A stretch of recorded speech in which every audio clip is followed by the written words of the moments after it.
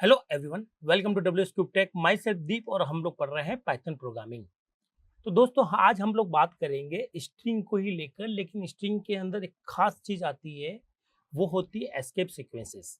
ये escape sequences क्यों इतनी इंपॉर्टेंट हो जाती है हमारे लिए और किस तरह से इसका यूज किया जाए प्रॉपर प्रोग्राम के अंदर, यही हम लोग इस वीडियो में सीखने वाले हैं।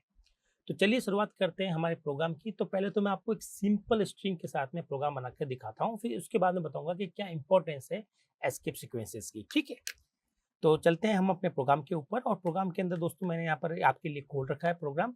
चलिए अब मैं यहाँ पर एक स्ट्रिंग प्रिंट कर रहा हूँ जिसमें लिखा प्रिंट एफ हेलो। ठीक है, HELLO हेलो। ओके, हेलो और FRIEND फ्रेंड।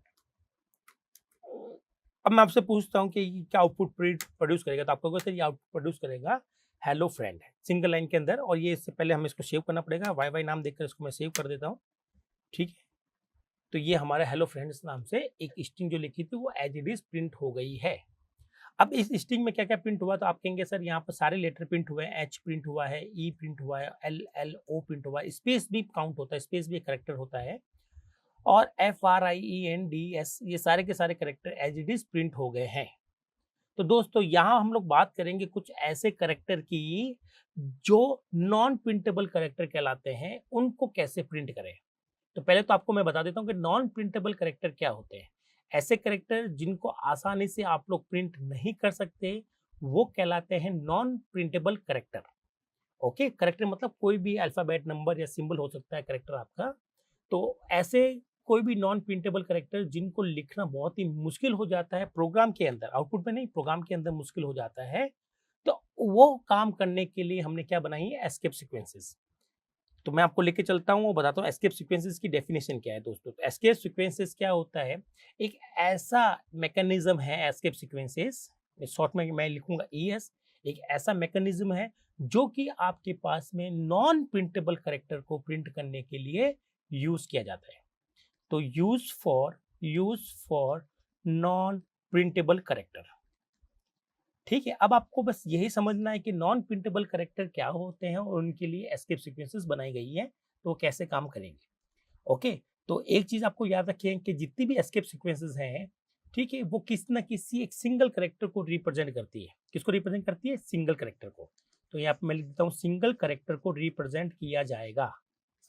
ओके दोस्तों, तो यहाँ पर हम लोग सिंगल करेक्टर को रिप्रेजेंट करेंगे एक एस्केप सीक्वेंस से। तो नॉर्मल करेक्टर और एस्केप सीक्वेंस करेक्टर में क्या डिफरेंस है, डिफरेंस ये है कि एस्केप सीक्वेंसेस हमेशा स्टार्ट होती है बैक स्लैश से। किससे शुरू होती है, बैक स्लैश। तो मैं यहाँ पर उसको लिख देता हूँ, बैक स्लैश से शुरू होती है, इससे शुरुआत होगी। तो back slashes are use to introduce special character. ठीक है, कुछ वो करेक्टर जो कि नॉन प्रिंटेबल करेक्टर है, उनको हम लोग स्पेशल करेक्टर भी कहते हैं। उनको इंट्रोड्यूस करने के लिए हमें एस्केप सीक्वेंसेस वाला कॉन्सेप्ट बनाकर दिया गया है पाइथन में। तो दोस्तों ये ना केवल पाइथन में है, बल्कि अगर आप C++, और जावा की बात करें, कोई भी प्रोग्रामिंग की लैंग्वेज की बात करें, तो एस्केप सीक्वेंस सब में अवेलेबल है। अब ये जो एस्केप सीक्वेंसेस है, ठीक है, ये बाइंड करते हैं। यहाँ बैकस्लैश के बाद में हम लोग एक या दो या तीन या चार कुछ करेक्टर लिखते हैं, ये पूरे को मिलाकर एक सिंगल करेक्टर बनाती है। क्या बनाती है, सिंगल करेक्टर बनाती है। बैकस्लैश को मिलाते हुए कुछ करेक्टर लिखे जाएंगे, उनको मिलाकर एक करेक्टर बनाएगी। ओके, तो हमने यहाँ ये लिखा है कि escape sequences let us embed, मतलब जोड़ती है करेक्टर्स खूब सारे। जैसे बैकस्लैश n हमने लिखा, तो वो बैकस्लैश n को मिलाकर एक करेक्टर बना देगा। ओके, तो वो क्या करता है, एम्बेडेड करता है करेक्टर को। और ये चीजें स्ट्रिंग में लिखी जाती है दोस्तों। कहाँ लिखी जाती है, स्ट्रिंग के अंदर हम लोग एस्केप सीक्वेंसेस का यूज करते हैं। तो इसका यूज कहाँ है, स्ट्रिंग के अंदर। कहाँ है, स्ट्रिंग के अंदर इसका हम लोग यूज करते हैं। किसके लिए करते हैं, can not easily B type of keyboard, जिसको हम लोग कीबोर्ड से इजीली टाइप नहीं कर सकते, जैसे नॉन प्रिंटेबल करेक्टर, उनके लिए एस्केप सीक्वेंसेस बनाई गई है। ओके, अब बैकस्लैश के बाद में हो सकता है कि आपको एक करेक्टर मिल जाए, या हो सकता है आपको ज्यादा करेक्टर मिल जाए, बैकस्लैश जरूर आएगा दोस्तों। ओके, चलिए मैं इस कॉन्सेप्ट को आपको समझाता हूँ प्रोग्राम के थ्रू। मान लेता हूँ कि मैं अपना प्रोग्राम में यहाँ आ गया हूँ और मुझे यहाँ पर एंटर प्रिंट करना है। मान लेता हूँ मैं अपने प्रोग्राम में आ गया हूँ और मुझे यहाँ अपना एंटर प्रिंट करना है हेलो और फ्रेंड के बीच में। इसको हम लोग कहते हैं लाइन फीड। ठीक है दोस्तों, टेक्निकल ध्यान से सुनिएगा, मैं आपको व्हाइट बोर्ड पे लेकर चलता हूँ। मैं आज आपको सिखा रहा हूँ लाइन फीड। इसको लाइन फीड भी कहा जाता है। ओके, शॉर्ट में इसको कहते हैं LF, लाइन फीड। या इसको प्रोग्रामिंग के अंदर हम लोग कहते हैं न्यू लाइन। क्या बोलते हैं? New line. ओके, अब हमें फ्रेंड, हेलो और फ्रेंड, ये हमारी जो स्ट्रिंग है हेलो और फ्रेंड, जैसे मैं इसको प्रिंट करता हूं तो ये एग्जैक्टली सेम प्रिंट होती है हेलो फ्रेंड एक ही लाइन के अंदर।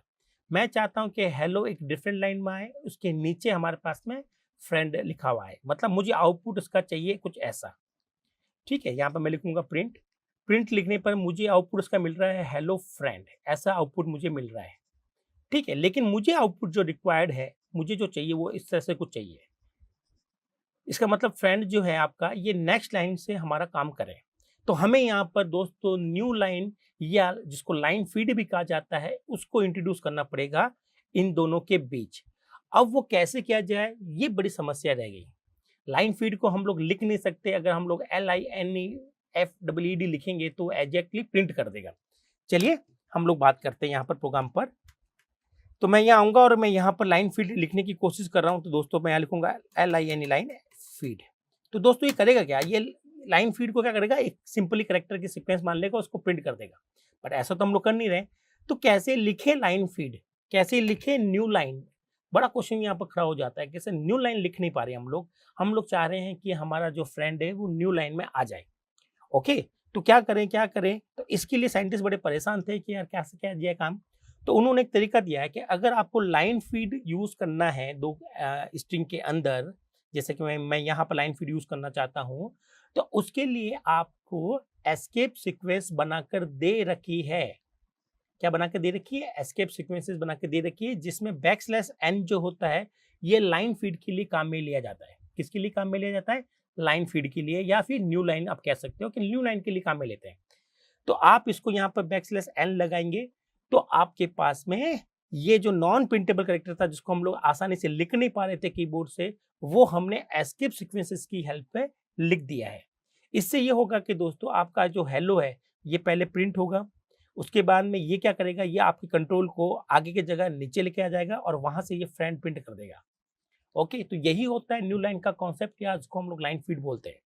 आई होप आपको ये क्लियर हुआ होगा, और ये एस्केप सीक्वेंसेस इस तरह से बनाई गई है। तो आप समझ गए, ऐसे कैरेक्टर जिसको कीबोर्ड से लिखा नहीं जा सकता, जिसको आसानी से हम लोग काम नहीं कर सकते, उनके लिए एस्केप सीक्वेंसेस बनाई गई है लाइन फीड, या जिसको हम लोग न्यू लाइन कहते हैं। ऐसी बहुत सारी है दोस्तों। तो चलिए एक बार प्रैक्टिकल करके देख लेते हैं इसका हम लोग, और प्रोग्राम पर चलते हैं। और मैं यहाँ पे लिखूंगा \n। ओके, यहाँ पर हम उसको रन करेंगे और आउटपुट देखेंगे, तो आउटपुट आप देख पा रहे होंगे कि ये दोनों अलग अलग लाइन में आ चुके हैं। तो ये कॉन्सेप्ट कहलाता है एस्केप सीक्वेंसेस का। तो चलिए एक बार छोटा सा रिवीजन देख लेते हैं, और मैंने आपको जो पढ़ाया उसमें क्या हुआ ये हम लोग देख लेते हैं, फिर हम लोग सारी एस्केप सीक्वेंसेस देखने वाले हैं। तो दोस्तों एस्केप सीक्वेंसेस का कॉन्सेप्ट मैं आपको वापस समझा दे रहा हूं विथ रिटर्न। तो एस्केप सीक्वेंसेस का जो कॉन्सेप्ट है वो कॉन्सेप्ट किसके लिए बना हुआ है? ठीक है, this concept is used for non printable character, ऐसे कैरेक्टर जिसको हम आसानी से लिख नहीं सकते स्ट्रिंग के अंदर, उनको एस्केप सीक्वेंसेस से बनाया जाएगा। वो कॉन्सेप्ट यही कहता है। अब ये जो नॉन प्रिंटेबल कैरेक्टर, आप ये कह दो सर जिसको कीबोर्ड से टाइप नहीं कर सकते हैं, जैसे लाइन फीड आप लोग टाइप नहीं कर पाएंगे, फॉर्म फीड आप लोग टाइप नहीं कर पाएंगे, तो इस तरह से ऐसी कुछ चीजें हैं दोस्तों जो कीबोर्ड से चाहकर भी हम लोग प्रिंट नहीं करवा पाते हैं। उनके लिए, उनको हम लोग नॉन प्रिंटेबल कैरेक्टर कहते हैं, नॉन प्रिंटेबल कैरेक्टर, और उनके लिए एस्केप सीक्वेंसेस बनाई गई है। तो अगर आप ध्यान से देखें तो एस्केप सीक्वेंसेस ये जो हमारे पास में है, ये रिप्रेजेंट करती है सिंगल कैरेक्टर को। किसको रिप्रेजेंट करती है? Represent the single character. आप कहते हो सर मैं नहीं मानता ये सिंगल कैरेक्टर है, ठीक है, इसको भी हम लोग प्रूफ कर देते हैं। तो ये रिप्रेजेंट करती है सिंगल कैरेक्टर को। इसका मतलब अगर मैं आपसे कहूं कि \n एक एस्केप सीक्वेंस है, इसका मतलब ये दो कैरेक्टर काउंट नहीं हो रहे हैं, ये दोनों मिलकर, ये दोनों एम्बेड होकर आपका एक सिंगल कैरेक्टर बन रहा है, जिसको हम लोग कह सकते हैं न्यू लाइन, और टेक्निकली इसको हम लोग कहते हैं लाइन फीड। ठीक है दोस्तों, अलग अलग ऑथर ने अलग अलग नाम दे रखे हैं, इससे घबराना बिल्कुल भी नहीं है, काम आपका आसानी से होगा। तो चलिए इसकी पहले चर्चा करते हैं कि वाकई में ये सिंगल कैरेक्टर को शो कर रहा है या नहीं कर रहा है। ठीक है, तो उसके लिए हम लोग आएंगे दोस्तों, यहाँ पर प्रोग्राम के थ्रू मैं आपको वापस एक्सप्लेन करूंगा यहाँ पर कि काम कैसे हो रहा है। तो दोस्तों यहाँ पर मैं लिखा हूँ, सपोज करो मैं लिखा है हेलो, तो मैं कहता हूँ हेलो में कितने कैरेक्टर है, तो आप कहेंगे सर 5 कैरेक्टर है, HELLO, 5 कैरेक्टर यहाँ आ रहे हैं। ओके, नाउ फिर मैं इसकी काउंट करना चाहता हूँ। अभी तो देखो हेलो प्रिंट हो रहा है, बट मुझे इस बार हेलो प्रिंट नहीं कराना, मुझे ये प्रिंट करवाना है कि हेलो में कितने कैरेक्टर है। तो इसके लिए हमारे पास एक मेथड होता है जिसको कहते हैं लेन फंक्शन या लेन मेथड। ये क्या करेगा, ये जो भी आप अंदर स्ट्रिंग लिखोगे उसकी ये लेंथ बता देगा। तो ये बता देगा कि हेलो के अंदर कितने कैरेक्टर हैं, जैसे कि यहाँ पर आंसर आएगा 5। तो लेन अपना काम करने के बाद में यहाँ पीछे छोड़ जाएगा 5 और प्रिंट के अंदर 5 आ गया तो प्रिंट क्या कर देगा, 5 को प्रिंट कर देगा। तो इसको मैं रन करके देखता हूँ, आपको आउटपुट यहाँ पे दिखाई देगा 5। आई होप आपको ये क्लियर हुआ होगा, ठीक है। अब मैं आपसे पूछता हूँ, चलिए बताइए अब कितने कैरेक्टर हैं स्पेस और हाई। तो आप कहेंगे सर यहाँ पर कैरेक्टर होंगे टोटल 8। कैसे भाई, 1 2 3 4 5 तो ये हो गया, एक स्पेस भी तो है, स्पेस भी काउंट होता है, नंबर भी काउंट होता है, अल्फाबेट भी काउंट होते हैं, सारे सिंबल काउंट होते हैं। तो ये 6 हो गए, 7 ये रहा, 8 ये रहा। चलिए एक बार चला के देख लेते हैं कि इसका आंसर 8 आ रहा है कि नहीं आ रहा है। और आप देख रहे हैं कि इसका आंसर क्या आ रहा है, 8 आ रहा है। ओके दोस्तों, तो सिंपल कॉन्सेप्ट है, कोई दिक्कत नहीं है। अब मैं आपसे पूछता हूँ कि अब कितना आएगा, आपका आप कहोगे सर अब तो 7 आएगा आंसर। चलिए देखते हैं कि आंसर 7 आ रहा है कि नहीं आ रहा है। देखिए दोस्तों, हाँ 7 आ रहा है। अब मैं आपसे कहता हूँ बैकस्लैश एन, अब कितना आएगा। तो अब मैंने आपको कहा था कि बैकस्लैश एन दिखने में तो ये 2 कैरेक्टर का कॉम्बिनेशन है, लेकिन अल्टीमेटली ये सिंगल कैरेक्टर बनेगा। कितना कैरेक्टर बनेगा, सिंगल कैरेक्टर। तो काउंट कैसे करना है, कैसे, हेलो के तो 5 लेटर हो गए और ये बैकस्लैश एन इसको एक ही काउंट करेंगे 6 और यहाँ पर एच 7 और आई 8। तो टोटल 8 कैरेक्टर आने चाहिए अकॉर्डिंग टू माय कॉन्सेप्ट। चलिए देखते हैं कि वो कॉन्सेप्ट सही है कि गलत है। तो यहाँ पर हम लोग देख रहे हैं तो 8 कैरेक्टर आ रहे हैं दोस्तों। आप इनको 2 कैरेक्टर मत मान लेना, ये एस्केप सीक्वेंस है। तो एस्केप सीक्वेंसेस जो होती है दोस्तों, ये क्या है, ये स्पेशल या नॉन प्रिंटेबल कैरेक्टर को रिप्रेजेंट करती हैं। ये हो सकता है कि 2 या 3 बैकस्लैश के बाद में, ये हमेशा बैकस्लैश से शुरू होती है। मैं यहाँ पे ये भी लिख देता हूँ। ओके, चलिए मैं यहाँ पर लिख देता हूँ, यहाँ पर एस्केप सीक्वेंसेस शॉर्ट में लिखता हूँ। Always always start from backslash. अब आफ्टर बैकस्लैश, ठीक है, एस्केप सीक्वेंसेस में एक या ज्यादा करेक्टर आ सकते हैं, 1 या मोर करेक्टर कैन कम। ठीक है, जैसे कि मैंने लिखा है ऐसा लिख दिया सपोज करो। तो ये टोटल 4 करेक्टर नहीं दोस्तों, ये सब मिलकर सिंगल करेक्टर बनेंगे। क्या बनेंगे, सिंगल करेक्टर माने जाएंगे। तो हो सकता है ये भी सिंगल करेक्टर है दोस्तों, ये भी क्या बनेगा, ये भी सिंगल करेक्टर बनेगा। आप मेरी बात समझ रहे हैं ना। तो ये एस्केप सीक्वेंसेस है जो कि कुछ कॉम्बिनेशन के साथ में बनती है और आपका अल्टीमेटली सिंगल करेक्टर बनती है। क्या बनती है, सिंगल करेक्टर बनती है। तो आई होप आपको ये पूरा क्लियर हुआ होगा कि एस्केप सीक्वेंस का लॉजिक क्या चल रहा है। ठीक है, चलिए अब हम लोग बात करते हैं कि ये एस्केप सीक्वेंसेस की लेंथ कैसे निकालते हैं। ये मैंने आपको बताया था, यहाँ पर मैंने आपको समझाया कि भाई एस्केप सीक्वेंसेस जो होता है उनकी लेंथ फंक्शन से आप उनकी लेंथ चेक कर सकते हो, वो आपको आसानी से मिल जाएगा। जैसे कि यहाँ पर जो लिखी हुई स्ट्रिंग ए लिखा हुआ है, बैकस्लैश एन लिखा हुआ है, फिर बी लिखा हुआ है हमारे पास, फिर बैकस्लैश टी लिखा हुआ है, फिर लिखा हुआ सी। तो दोस्तों ए एक सिंगल करेक्टर है, बैकस्लैश एन एक सिंगल करेक्टर है, बी एक सिंगल करेक्टर है, बैकस्लैश टी ये भी एस्केप सीक्वेंस है दोस्तों, ये भी एक सिंगल करेक्टर काउंट होगा, और सी जो है ये भी एक सिंगल करेक्टर। तो कितने करेक्टर होंगे, आप कहेंगे सर 1 2 3 4 5 करेक्टर होंगे। तो दोस्तों ये 5 करेक्टर मैंने आपको यहाँ पर थ्योरी के अंदर भी समझाए हैं। आप चाहें तो प्रैक्टिकल करके आपने अभी देखा था तो आपको पता चल जाएगा कि एस्केप सीक्वेंसेस जब आपस में मिलकर कोई एस्केप सीक्वेंस बन जाती है तो वो आपके पास में सिंगल करेक्टर काउंट होती है। ओके दोस्तों, चलिए अब हम लोग और इसके बारे में चर्चा कर लेते हैं कि सर ये एस्केप सीक्वेंसेस क्या हम लोग बनाते हैं या बने बनाई होती है। तो यहाँ पर इसकी भी हम लोग बात करेंगे कि escape sequences are always always predefined, मतलब ये आपको पहले से ही बना बनाई मिलती है। आप इसको प्री डिफाइंड भी कह सकते हो और आप इसको इनबिल्ट भी कह सकते हो। मतलब हम लोग सिर्फ एस्केप सीक्वेंसेस यूज करेंगे, हम लोग खुद की एस्केप सीक्वेंस नहीं बनाएंगे। तो क्वेश्चन आता है कि मान लेते हैं कि बैकस्लैश एन एक एस्केप सीक्वेंस है, तो क्या सर मान लेते हैं जैसे सपोज करो बैकस्लैश क्यू अगर एस्केप सीक्वेंस नहीं है तब क्या होगा, तब मैं इसको कितने कैरेक्टर काउंट करूं, 1 काउंट करूं या 2 काउंट करूं, और जब मैं प्रिंट करूंगा और मान लेता हूं अगर ये एस्केप सीक्वेंस नहीं है तो उसके एवज में क्या प्रिंट होने वाला है। तो इसकी भी हम लोग यहाँ पर बात कर लेते हैं। इसके लिए मैं आपको सीधा प्रोग्राम पर लेकर चलता हूँ और यहाँ पर मैं बात करूंगा दोस्तों क्या हो जब हमने यहाँ पर क्यू लगाया है। ओके, तो इसको पहले तो हम लोग प्रिंट करते हैं यहाँ पर ध्यान से देखिएगा। बैकस्लैश क्यू कोई भी एस्केप सीक्वेंस नहीं है, तो ये क्या कर रहा है, ये इसको पढ़ रहा है HELLO हेलो, फिर बैकस्लैश सिंपली क्यू, क्योंकि ये बैकस्लैश क्यू मिलकर कोई एस्केप सीक्वेंस बन ही नहीं रही है। तो आप लोग नहीं बनाते हो एस्केप सीक्वेंसेस, जो बने बनाई है आपको उन्हीं को समझना है और उन्हीं को काम में लेना है। तो आप ऐसा नहीं कि बैकस्लैश के साथ में आप कुछ भी लिख दोगे तो वो चल जाएगा या उसका कुछ ना कुछ करेक्टर बन जाएगा, ऐसा नहीं होता। ठीक है, फिर एच और आई, चलिए इसको हम लोग प्रिंट करके देखते हैं कि आंसर क्या आ रहा है। तो आप यहाँ आंसर देखेंगे तो आंसर क्या आया कि हेलो बैकस्लैश क्यू और हाई। यहाँ पर ये जो बैकस्लैश क्यू है वो एस्केप सीक्वेंस नहीं बनी है, नहीं जब बनता कोई एस्केप सीक्वेंस तो वो एग्जैक्टली प्रिंट हो जाता है। इसका मतलब वो बैकस्लैश और क्यू को अगर आप ध्यान से देखें यहाँ पर, तो बैकस्लैश क्यू को वो सिंगल कैरेक्टर नहीं मान रहा है, उसको दो अलग कैरेक्टर मान रहा है, बैकस्लैश अलग है और क्यू अलग है। ठीक है, क्योंकि एस्केप सीक्वेंस तो ये बनी नहीं है। तो यहाँ पर कितने कैरेक्टर होंगे, तो यहाँ पर है हम बात करेंगे कि लाइन लगा के देख लेते हैं कितने कैरेक्टर होंगे। वैसे आपको पता तो चल ही गया है, जो जो प्रिंट हो रहा है वो इतने कैरेक्टर काउंट करेगा। ठीक है, तो हेलो के हमारे पास में हो गए 5, हाई के हो गए 2 7 और 2 इसके हो गए, तो आंसर आएगा 9। 9 क्यों आया कि भाई हेलो के तो हो गए सर 5, ओके, छठा ये हो गया बैकस्लैश, 7वां हो गया क्यू, 8वां और 9वां आपका हो गया एच आई। तो टोटल आपके पास 9 कैरेक्टर निकल के सामने आ रहे हैं। आप चाहो तो यहाँ पर भी काउंट कर सकते हो कि कितने कैरेक्टर आ रहे हैं, तो उससे आपको आइडिया मिल जाएगा। इसका मतलब ये है कि एस्केप सीक्वेंसेस हमेशा प्री डिफाइंड होगी, जो बन बनाई है आपको जो मिल रही है आप उनको यूज कर सकते हो, जो कि एज ए सिंगल कैरेक्टर काम में ली जाएगी। और अगर आपने ऐसा कुछ लिखा जो एस्केप सीक्वेंस नहीं है पाइथन की नजरों में है, तो उसको वो 2 कैरेक्टर काउंट करेगी और जितने आप लिखेंगे। तो यहाँ पर 2 कैरेक्टर काउंट किए जा रहे हैं इसके ब्याह पर, क्योंकि ये एस्केप सीक्वेंस नहीं है। क्योंकि ये एस्केप सीक्वेंस है, इसीलिए अल्टीमेटली ये दोनों मिलकर एक सिंगल कैरेक्टर को रिप्रेजेंट करेंगे, एक सिंगल कॉन्सेप्ट को यहाँ पर बताया जाएगा। जैसे कि बैकस्लैश एन दिखाता है न्यू लाइन, जिसको हम लोग कहते हैं लाइन फीड भी। तो आई होप आपको ये पूरा क्लियर हुआ होगा कि एस्केप सीक्वेंसेस प्री डिफाइंड होती है, यूजर डिफाइंड नहीं होती है। आप अपने मन से कुछ नहीं बना सकते। अब ये एस्केप सीक्वेंसेस कौन कौन सी होती है, इसकी मैं आपको लिस्ट बता देता हूँ और फिर वन बाय वन सबका सीखते हैं कि सबका यूज कैसे करें, किस तरह से करें, और आखिर प्रोग्राम के अंदर लॉजिक के अंदर उसका क्या यूज किया जाए। ओके, चलिए इसके लिए हम लोग चलते हैं अपने स्लाइड के ऊपर और मैं आपको यहाँ पर दिखाने की कोशिश करूंगा कि एस्केप सीक्वेंसेस कौन कौन सी है। तो यहाँ पर मैंने आपको एस्केप सीक्वेंसेस की जो पाइथन में है उनको मैंने आपको दे रखा है, जैसे कि बैकस्लैश वाला दे रखा है, ये सारी एस्केप सीक्वेंसेस दोस्तों।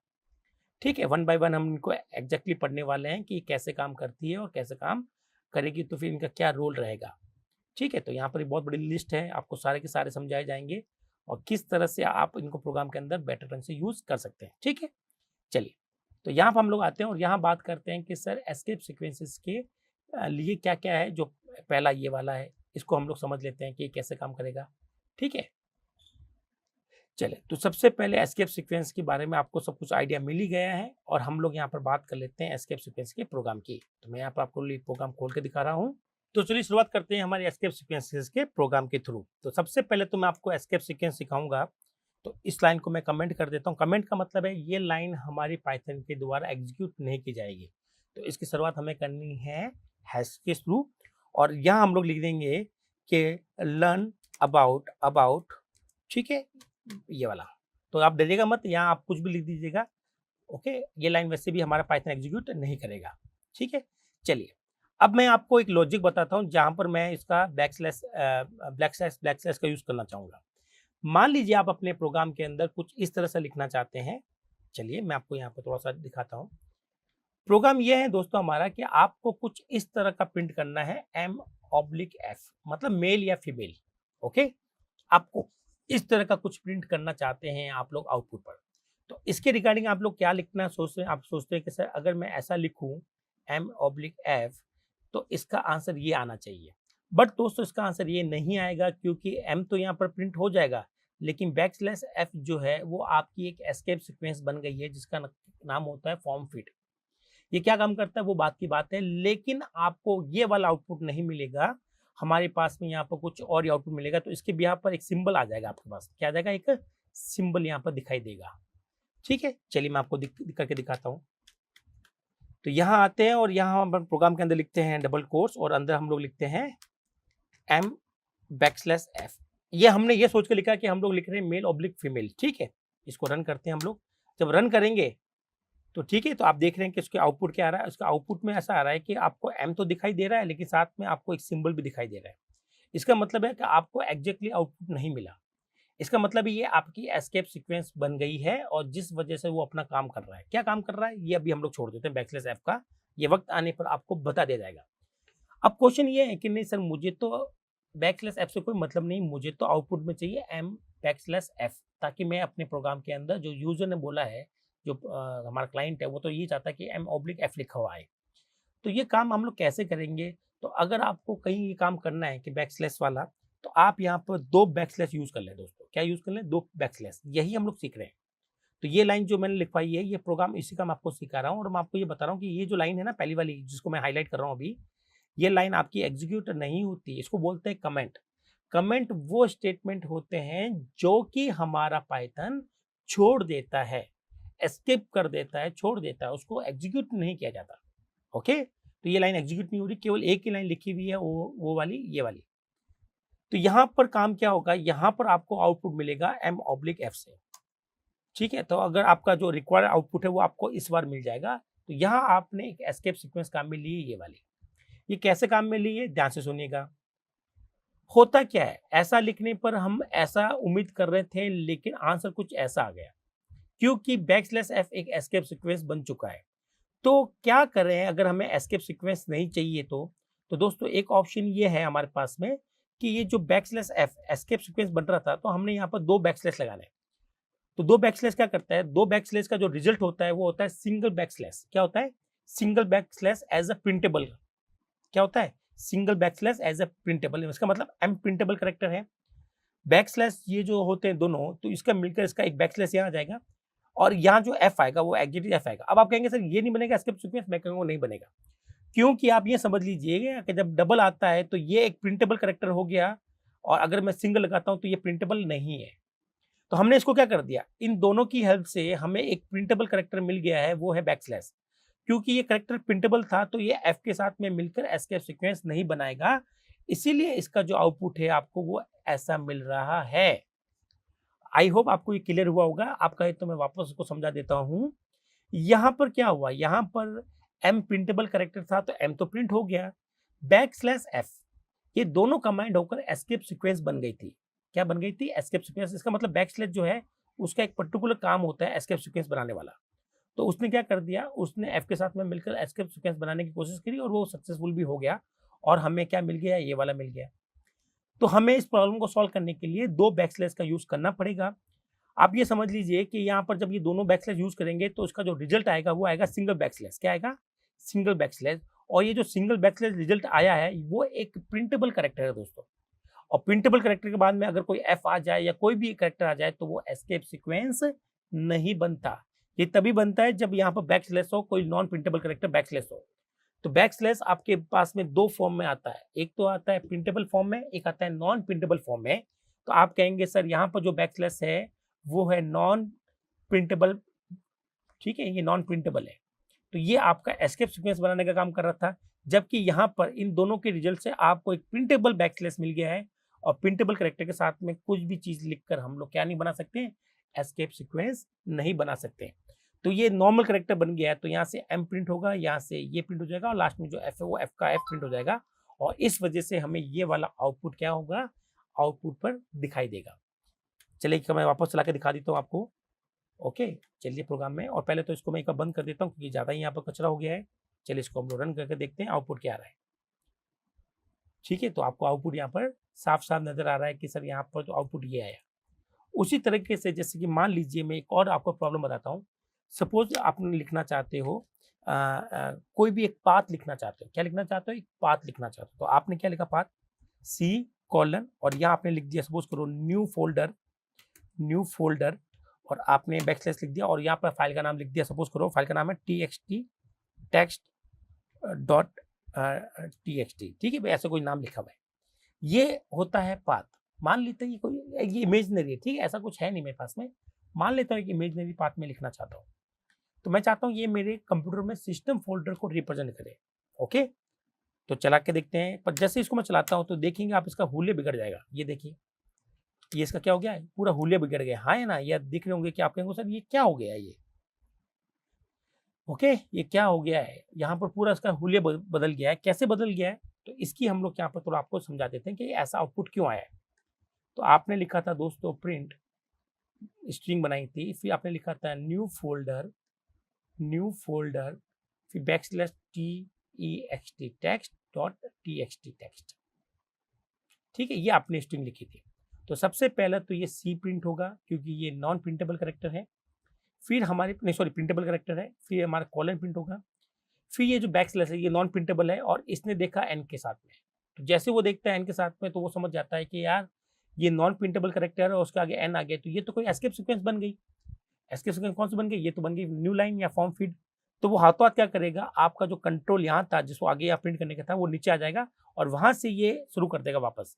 तो इसका काम था कि न्यू लाइन बन जाना, तो न्यू लाइन बन गया, हम लोग ऊपर से नीचे आ गए न्यू लाइन में। यहाँ से वो लिख देगा ई और डब्ल्यू। फिर स्पेस है तो यहाँ पे स्पेस फिल्ड हो जाएगी। फिर आ जाएगा फोल्डर लिखा हुआ फोल्डर। फिर ये जो बैकस्लैश टी है दोस्तों, अगेन ये नॉन प्रिंटेबल कैरेक्टर था और इसने टी के साथ में मिलकर एक एस्केप सीक्वेंस बना ली है और ये एस्केप सीक्वेंस होती है टैब। टैब समझते हो, ज्यादा स्पेस। तो वो यहाँ पर ज्यादा स्पेस दे देगा। यहाँ से कुछ लिखना था लेकिन उसने इतनी स्पेस दे दी, मान लेते हो ये टैब वाली स्पेस है जो आपको मैं डॉट डॉट से दिखा रहा हूँ। फिर उसके बाद में जो नॉर्मल प्रिंटेबल कैरेक्टर है जैसे E X T dot T X T, ये तो इसका आउटपुट ये आया दोस्तों। ठीक है, आप देख लो, मैं आपको आउटपुट दिखा देता हूँ। आउटपुट यही आया, देखिए सी कॉलन ऊपर आया, ई डब्ल्यू नीचे आया, फिर स्पेस, फिर फोल्डर, इसके बाद में आपकी ये टैब आया, ये टैब, फिर इसके बाद में E X T dot T X T. Okay, तो आप कहते हो नहीं सर मुझे तो एग्जैक्टली प्रिंट करना है, ऐसा काम नहीं चलेगा। तो आप क्या कीजिएगा, यहाँ पर जो एस्केप सीक्वेंसेस आ रही है, यहाँ पर एस्केप सीक्वेंस बन रही है, इसको आपको हटाना चाहते हो तो आप यहाँ पर बैक स्लैश यूज कर ले। क्या यूज कर ले?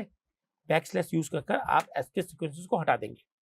ठीक है, अब करेंगे तो अब आपके पास एग्जैक्टली वही पाथ आएगा जो आप लोग सोच रहे हैं। तो देखिए दोस्तों, ये हमारे पास आउटपुट आ गया, हाँ है ना। तो इस तरह से हम लोग अपने एस्केप सीक्वेंसेस को यूज कर सकते हैं और जब इनकी जरूरत नहीं हो तो आप इनको वापस हटा सकते हैं।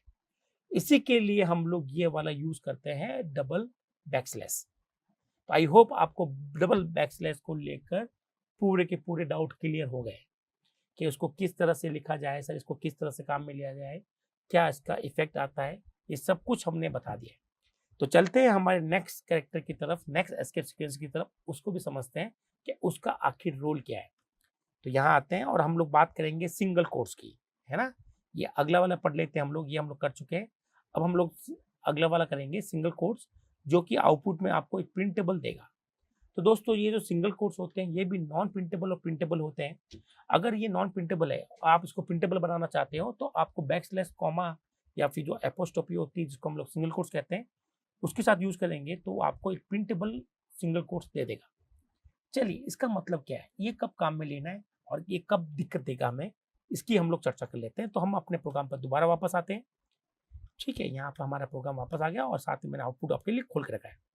तो अब अपने प्रोग्राम के अंदर थोड़े से हम लोग चेंजेस करते हैं और बात करेंगे कि सर हमें तो ये समझना है सिंगल कोट्स और ये इसका यूज क्या है। ठीक है, तो पहले तो मैं बताता हूँ इसका यूज क्या है और कहाँ आप लोग गलती करते हैं। वैसे मैंने आपको बताया था कि सी में स्ट्रिंग लिखने का एक ही तरीका होता है, वो है डबल कोट्स। लेकिन पाइथन में स्ट्रिंग लिखने के दो तरीके हैं, आप सिंगल कोट्स के साथ में भी लिख सकते हो और डबल कोट्स के साथ भी लिख सकते हो। तो मैंने यहाँ लिखा, सपोज करो पाइथन और मैं यहाँ लिखता हूँ पाइथन्स प्रोग्राम। ठीक है भाई, ये ऐसा कुछ लिखना चाहता हूँ। ओके, तो चलिए यहाँ पर देखते हैं हम लोग। पहले तो ये देखते हैं पाइथन प्रोग्राम का आउटपुट क्या आएगा। ठीक है, यहाँ पर हम लोग चला के देखते हैं। तो आपको यहाँ पर आउटपुट दिखाई देगा दोस्तों, पाइथन स्पेस प्रोग्राम।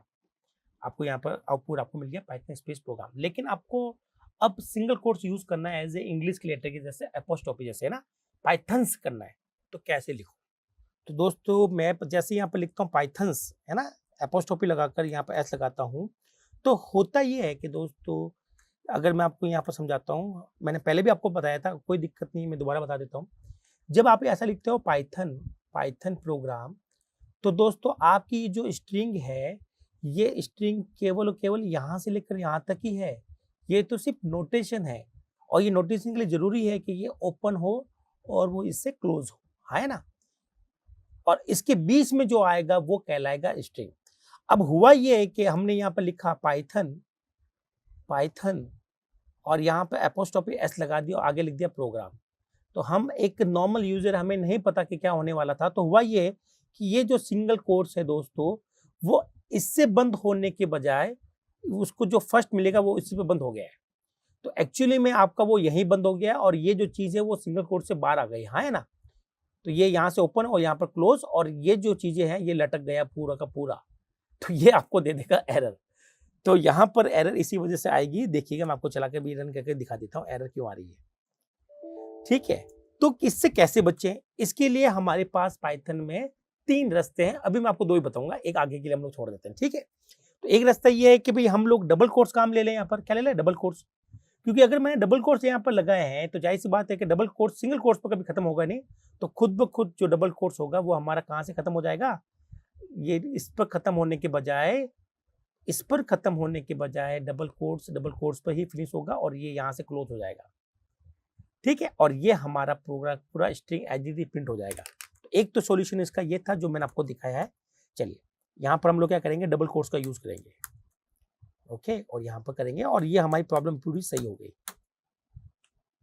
ठीक है, अब आपको वो जो चाहिए था वो आपको आउटपुट मिल रहा है।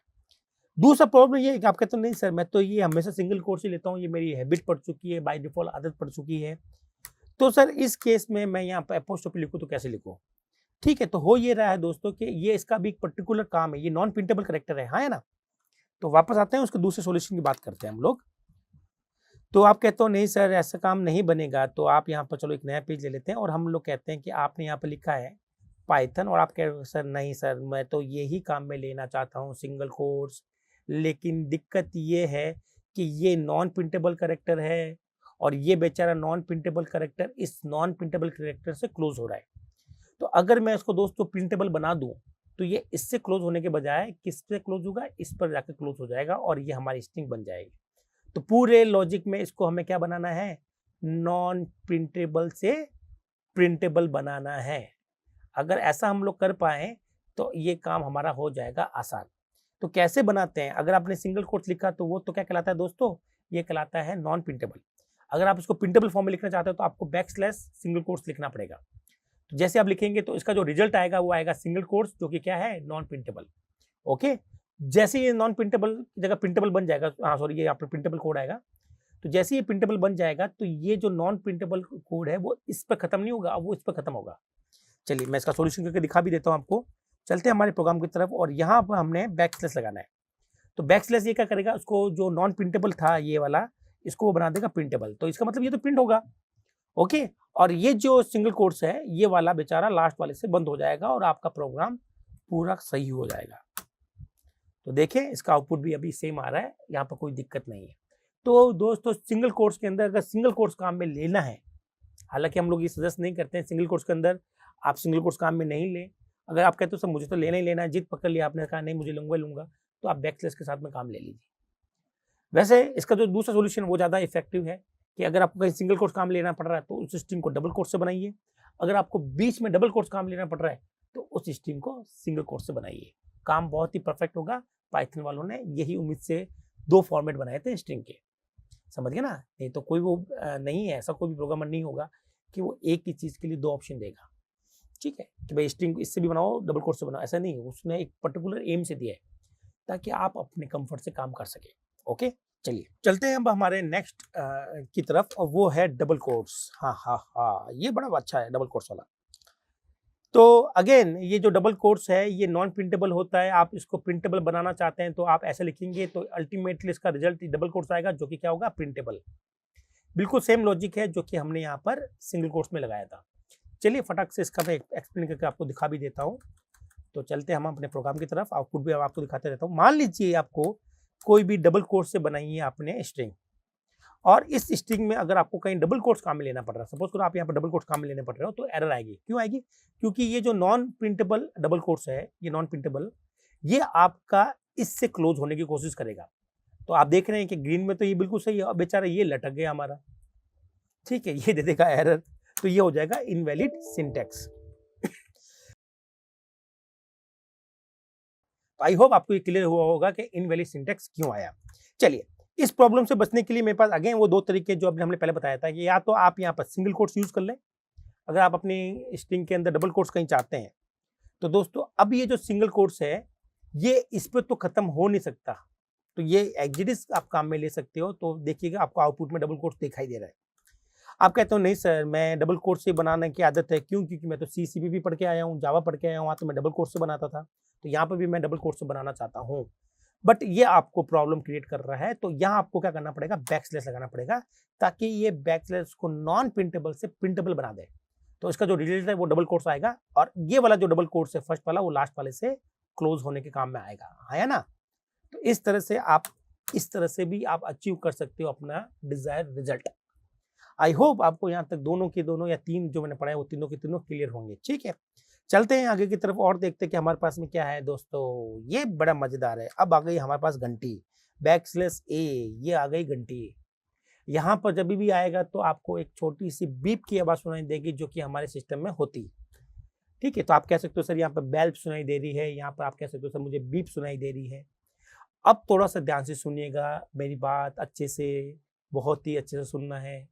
वो ये है कि दोस्तों कुछ बैकस्लैशेस मैंने आपको लिख के भी दिया है, आपने अगर नोटिस किया तो। यहाँ पर देखिए, a few escape sequences only work as advisable if your program run directly from a operating system। मतलब अगर आप इनको IDE के थ्रू चलाते हैं तो कुछ एस्केप सीक्वेंसेस आपके पास काम नहीं करेगी। कुछ एस्केप सीक्वेंसेस काम कर जाती है IDLE पर, और कुछ काम तभी करेगी जब आप इस अपने प्रोग्राम को विंडोज के थ्रू चलाएंगे। अब आप कहेंगे सर ये बड़ी समस्या खड़ी हो गई, विंडोज के थ्रू कैसे चलाया जाए। तो चलिए इसके ऊपर चर्चा कर लेते हैं कि कैसे काम होने वाला है। ठीक है, ये बड़ा थोड़ा सा डेप्थ में है। क्या करते हैं, काफी जो इंस्ट्रक्टर होते हैं वो क्या करते हैं, जो टफेस्ट जो एस्केप सीक्वेंसेस है उनको वो छोड़ देते हैं, क्योंकि उनको समझाना बड़ा मुश्किल होता है। तो हम यहाँ पर कोशिश कर रहे हैं कि जितनी भी एस्केप सीक्वेंसेस है, each and every escape sequence को हम लोग अच्छे से करें, क्योंकि दोस्तों आप अच्छे से करेंगे तभी तो आप लोग कुछ स्पेशल प्रोग्राम बना पाएंगे। आप कहते हैं सर मुझे अपने प्रोग्राम के अंदर रुपीज का सिंबल चाहिए, ये जो होता है ना अपने अंत कटा हुआ जो नया सिंबल आया रुपीज का, वो चाहिए। तो उसके लिए भी एस्केप सीक्वेंस काम में आती है दोस्तों, याद रखिएगा, ये बहुत ही अच्छा टॉपिक है एक अच्छे प्रोग्राम बनाने के लिए। तो अभी हम लोग बात ये कर रहे हैं कि कुछ एस्केप सीक्वेंसेस हमारी आइडियली के थ्रू जब हम लोग उसको रन करेंगे तो काम नहीं करेंगी, और कुछ एस्केप सीक्वेंसेस हमारे काम कर जाती है। तो आप कहेंगे सर जो एस्केप सीक्वेंसेस आइडियली के थ्रू काम नहीं करती है तो उसको काम कराने के लिए उसको कहाँ से चलाना पड़ेगा, विंडो से। कैसे चलाते हैं, चलिए शुरुआत करते हैं हमारे इस कॉन्सेप्ट की। ठीक है, तो चलिए दोस्तों हम लोग बात करते हैं कि बैकस्लैश ए को कैसे काम में लिया जाए। ठीक है, तो यहाँ पर मैं आपको आता हूँ और यहाँ से मैं अपना आपको प्रोग्राम दिखाता हूँ। ठीक है, तो यहाँ पर जाके हम लोग लिखेंगे कि भाई हम लोग सीख रहे हैं अबाउट बैकस्लैश ए। इसका मतलब होता है कि बेल या एक बीप की आवाज आपको सुनाई देगी। ठीक है, आपको जब सुनाई देगी, यहाँ पर मेरा रिकॉर्ड हो जाएगा साउंड, फिर आप यहाँ पर देखिएगा आपको आवाज सुनाई देती कि नहीं देती। तो यहाँ पर क्या करेंगे हम लोग, यहाँ पे लिखते हैं सपोज करो हेलो बैकस्लैश ए और हाई। ओके, तो यहाँ पे देखते हैं बीप की आवाज सुनाई देती कि नहीं देती। रन करते हैं उसको, रन करने के बाद में देखते हैं क्या आउटपुट क्या रहा है। तो दोस्तों आपको ध्यान से अगर सुना तो ना तो कोई बीप की आवाज सुनाई दी, ना इसने अपना कोई काम किया। ठीक है, और यहाँ आपको एक सिंबल बनाकर दे दिया है। तो मैंने आपको कहा था कि कुछ एस्केप सीक्वेंसेस ऐसी होती है जिनको आइडियली के थ्रू या आईडी के थ्रू नहीं समझ में आएगी। तो उसके लिए आप अपने प्रोग्राम को क्या करेंगे, इसको विंडोज के थ्रू चलाएंगे, तब आपको कहीं जाकर समझ में आएगी। ओके, तो विंडोज के थ्रू कैसे चलाएं प्रोग्राम, तो इसके लिए मैं इस प्रोग्राम को पहले सेव करूंगा। ठीक है, क्योंकि ये ऑलरेडी सेव्ड है, तो आप इसको दोबारा सेव करना चाहते हैं किसी और नाम से तो सेव एज कर दीजिए, और इसको मैं डेस्कटॉप पर ही सेव करूंगा। उसको मैं नाम देता हूँ सपोज करो bell.py। ठीक है, अब इसको चला के देखते हैं, पर अभी तक ये ऐसे रन नहीं होगा, तो उसको रन कहाँ करना है, विंडोज के थ्रू रन करना है। तो इसको मैं थोड़ा सा साइड में लेके जाता हूँ, आपको मैं विंडोज दिखाता हूँ। ठीक है, हाँ यहाँ से हम लोग, आपको दिख नहीं रहा है तो मैं यहाँ पर डेस्कटॉप पर जाऊँगा। पहले ये वाली फाइल, इसको क्लिक करेंगे तो दोस्तों आपको आवाज सुनाई देगी। ध्यान से सुनिएगा। आप कह रहे हो सर आवाज तो सुनाई नहीं दी, क्योंकि बहुत जल्दी ये अपना काम कर जाता है, हाँ है ना। तो इसके लिए मैं क्या करूँगा, इसको रोकने के लिए हम लोग यहाँ पर एक इनपुट लिख देते हैं। ये इनपुट क्या काम कर रहा है ये मैं आपको बाद में डिस्कस करूंगा। ठीक है भाई, बस ये इतना सा लिख दीजिए ताकि प्रोग्राम एकदम से बंद ना हो।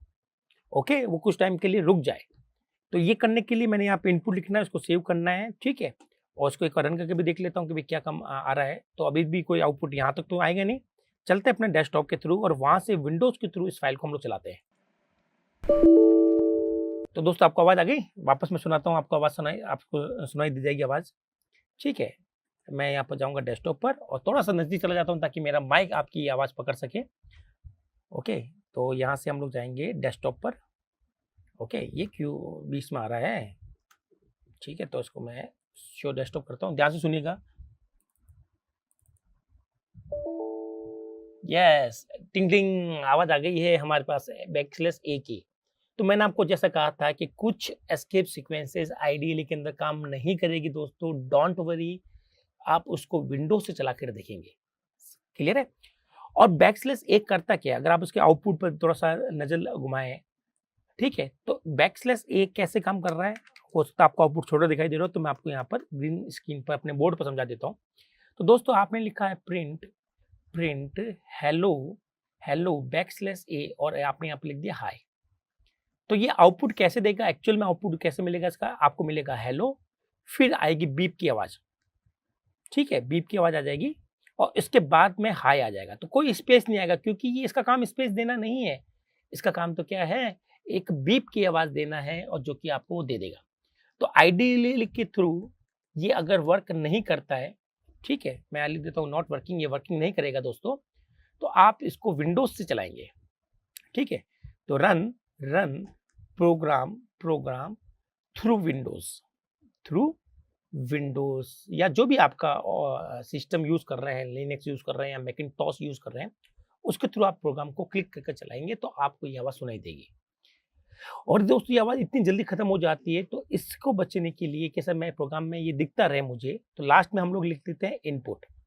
ये क्या काम कर रहा है, क्यों काम कर रहा है, इसकी मैं आपको एक अलग से वीडियो बताऊंगा कि इनपुट का यूज क्या है। बट करे क्या, अभी हमें थोड़ी सी जरूरत पड़ गई थी इसके लिए, इसलिए मैंने इसको यूज कर लिया है।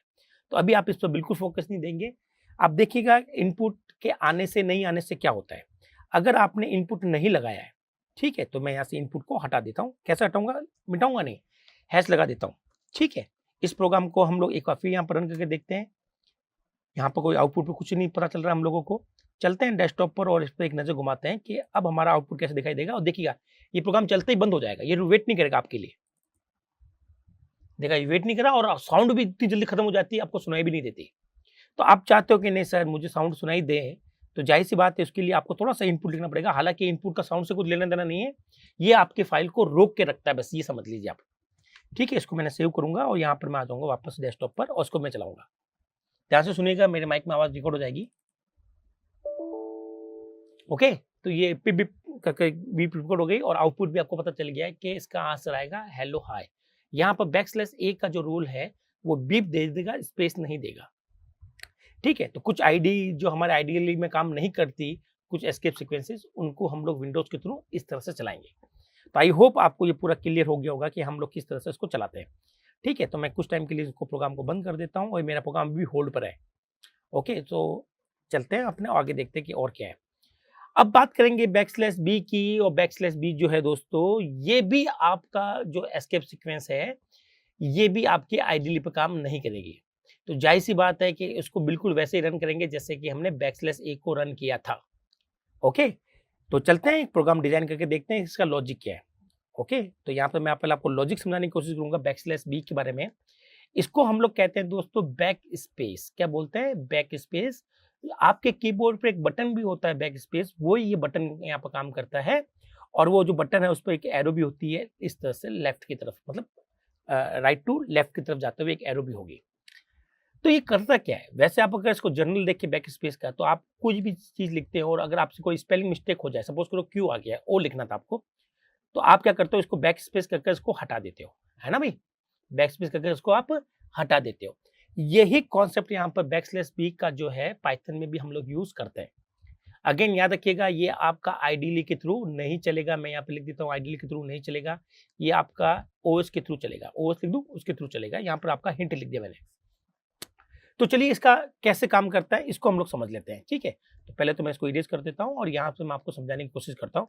सपोज करो आपने लिखा प्रिंट, प्रिंट आपने लिखा हेलो, है ना, हेलो बैकस्लैश बी, और फिर आपने लिख दिया हाई। ओके, तो ये काम कैसे करेगा, तो ये क्या करेगा, इसको प्रिंट करेगा एच को, फिर टर्न आएगी इस ई की, तो ये ई प्रिंट हो गया। फिर हम लोग आगे आ जाते हैं ना, ये कर्सर होता है हमारा जिसको हम लोग कहते हैं ब्लिंकर, ये ब्लिंक करता रहता है। फिर ये एल को प्रिंट करेगा और ये आगे आ जाएगा। फिर ये अगेन इस एल को प्रिंट करेगा और आगे आ जाएगा। फिर इस ओ की टर्न है तो ओ को प्रिंट करेगा, ये आगे आ जाएगा। अब बैकस्लैश बी करता क्या जानते हो आप, बैकस्लैश बी इस जो ब्लिंकर है उसको एक स्टेप पीछे लेके जाएगा, लेकिन इरेज नहीं करेगा। इरेज नहीं करता।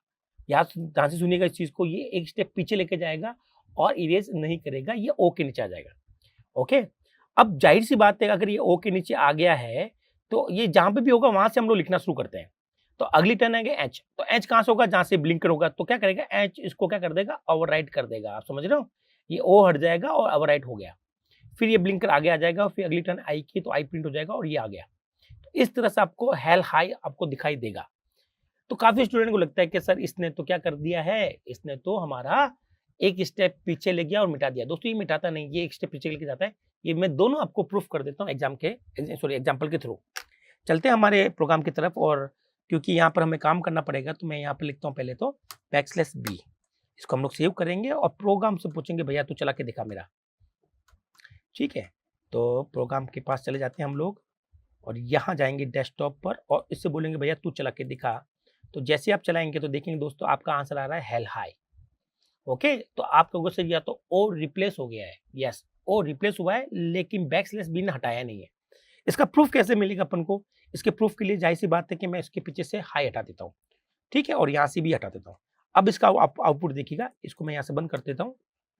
ठीक है, और चलते हैं हमारे डेस्कटॉप की तरफ और इसको चला के देखते हैं। सिर्फ हमने हेलो प्रिंट किया दोस्तों, ध्यान से सुनिएगा।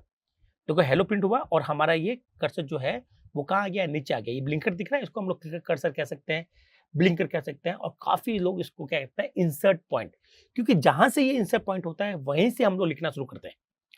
ठीक है, तो इसने क्या किया, हेलो प्रिंट कर ये खुद ब खुद नीचे आ गया, जो कि प्रिंटफ का काम था नीचे लाना। चलिए अब मैं आपको दिखाता हूँ कि वाकई में ऐसा काम नहीं है यहाँ पर। तो प्रोग्राम की तरफ चलते हैं और उसके लगाते हैं \b।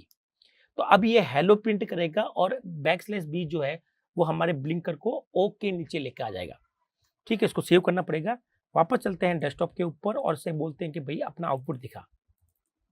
ठीक है, तो ये अपना आउटपुट दिखा रहा है और आपको देखो ये ओ के नीचे आया था, लेकिन बाद में प्रिंटर की वजह से नीचे आ गया। आपको सर मैं कैसे मानूं? ठीक है, आपको मानने के लिए इसके अंदर आप लोग कुछ यहाँ पे लिखते हैं।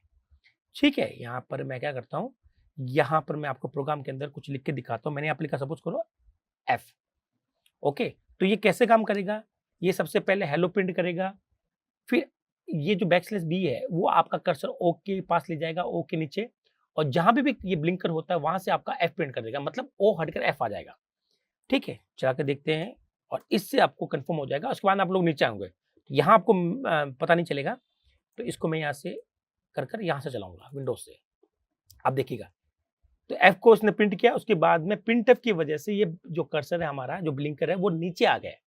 ये प्रिंटफ की वजह से आता है दोस्तों, ये \b की वजह से नीचे नहीं आया है। ओके, तो आई होप आपको ये समझ में आया होगा कि हेल एफ आंसर किस वजह से आया है। आप कहते हो नहीं सर ये मुझे नीचे नहीं लाना ब्लिंकर, मुझे तो ऊपर ही रखना है, तो भी आप कर सकते हो। उसके लिए आपको प्रिंटफ के अंदर थोड़ी सी छेड़खानी करनी पड़ती है। ओके, चलिए वो छेड़खानी क्या है वो भी मैं नहीं बताऊंगा, क्योंकि अगर आप प्रिंटफ में छेड़खानी करेंगे तो आपका अपना टॉपिक से भटक जाएंगे। तो आई होप आपको ये \b का जो बैक स्पेस होता है उसका रोल समझ में आया होगा। ओके, चलिए इसके बाद में हम लोग चलते हैं और बात करते हैं यहाँ पर नए एस्केप सीक्वेंस की, जिसका नाम है फॉर्म फीड। हाँ दोस्तों, यहाँ पर मैं दो बात करूंगा कि ये जो दो हमारे पास में है, एक तो फॉर्म फीड और एक है वर्टिकल स्पेस, ये वाला है ना \v, वर्टिकल टैब जिसको हम लोग कहते हैं। ये दोनों के दोनों जो है ये प्रिंटिंग, जब मेरा प्रोग्राम प्रिंटर से बातचीत करता है तब इनका यूजफुल आता है। फॉर्म फीड का मतलब होता है नेक्स्ट पेज। तो ये जो \f जो है वो आपको ये बताता है कि भैया अगली बार जो प्रिंटिंग होगी वो नेक्स्ट पेज से होगी। ओके, तो मैं यहाँ पर अपने इस पाइथन के अंदर अभी के लिए \f और \v का यूज नहीं करूंगा। क्यों नहीं करूंगा? क्योंकि ये दोनों अपने काम यहाँ पर नहीं करते। इनको काम करने के लिए प्रिंटर अगर मेरे पास में होगा, वहां से कुछ प्रिंटिंग करूंगा, तो ये एस्केप सीक्वेंसेस उसके लिए बनाई गई है। तो फॉर्म फीड का मतलब होता है नेक्स्ट टू पेज, मतलब नेक्स्ट पेज पर ही आपको पहुंचा देगा। जहां भी आप लोग प्रिंटिंग कर रहे हैं, मान लेते हैं आपने कोई पैराग्राफ लिखा जिसमें 4 लाइन लिखी और यहाँ आपने डाल दिया है \f। ओके, फॉर्म फीड यहाँ डाल दिया, तो इतना प्रिंट करने के बाद में वो सीधा नेक्स्ट पेज पर जंप कर जाएगा, याद रखिएगा। तो इसको तो मैं प्रोग्राम के थ्रू समझा नहीं सकता हूँ, लेकिन मैं आपको ये बता सकता हूँ अगर आपने इसमें प्रोग्राम में लिखा तो ये अपना काम करने के बजाय आपको एक सिंबल देके जाएंगे \v और \f। ओके, वो प्रॉपरली यहाँ पर काम नहीं करेंगे। चाहे तो आप आईडीएल के थ्रू चेक कर सकते हैं और चाहे तो आप लोग विंडोज के थ्रू चेक कर सकते हैं, फॉर्म फीड काम नहीं करेगा। ओके, चलिए इसका प्रोग्राम बना के मैं आपको दिखा भी देता हूँ। तो यहाँ पर हम लोग आते हैं और यहाँ पर हम लोग लिखते हैं फॉर्म फीड, है ना भाई। तो यहाँ हमने लगा दिया एफ और यहाँ हमने लिख दिया हाई। इसको मैं रन करता हूँ और रन करता हूँ तो मैं आपको देख रहे हैं कि आउटपुट पे आपको क्या दिखाई दे रहा है, फॉर्म फीड की जगह आपको एक स्क्वायर ब्रैकेट दिखाई दे रहा है।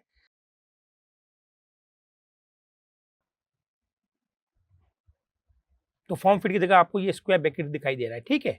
तो ये काम हमारा पास यहाँ पर हो रहा है। तो आपको लग रहा होगा क्या पता सर हम लोग विंडोज से चलाए तो कुछ काम करेगा, नहीं दोस्तों, वहां पर भी आपको ये सिंबल दिखाई देगा। चलिए इस प्रोग्राम को मैं वहां से दिखाता हूँ विंडोज से। ओके, तो हम लोग जाएंगे विंडोज के ऊपर, यहाँ से भी मैं इसको चला के दिखा देता हूँ। तो यहाँ पर देखिएगा आपके पास में यहाँ पर भी एक सिंबल आ गया, दोनों सिंबल अलग थे। तो एक्चुअली में ये अपना काम यहाँ पर नहीं कर पाएगा क्योंकि फॉर्म फिट का काम मेन होता है कि नेक्स्ट पेज से काम पर ले जाना, क्योंकि यहाँ पेज का कोई भी कॉन्सेप्ट नहीं है यहाँ पर हमारे पास में, इसलिए ये आपको एक सिंबल देके चला जाता है। लेकिन ये आपका एस्केप सीक्वेंस है, ये बड़ी इंपॉर्टेंट चीज हमारे लिए।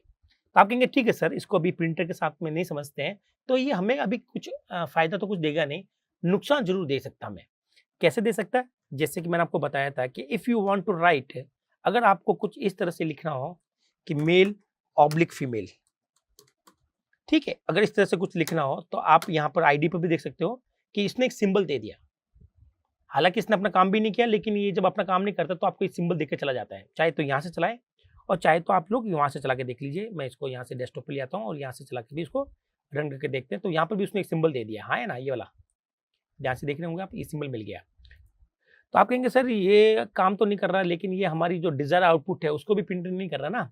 तो डिजायर तो हम लोग ये चाहते थे कि भाई मेल ऑब्लिक फीमेल लिखा हुआ आ जाए ताकि हम लोग कोई फॉर्म हम भरवा सके ना। तो उसके लिए हमें यहाँ पर डबल बैकस्लैश का यूज करना पड़ेगा, ठीक है। तो उसको हम लोग रन करते हैं।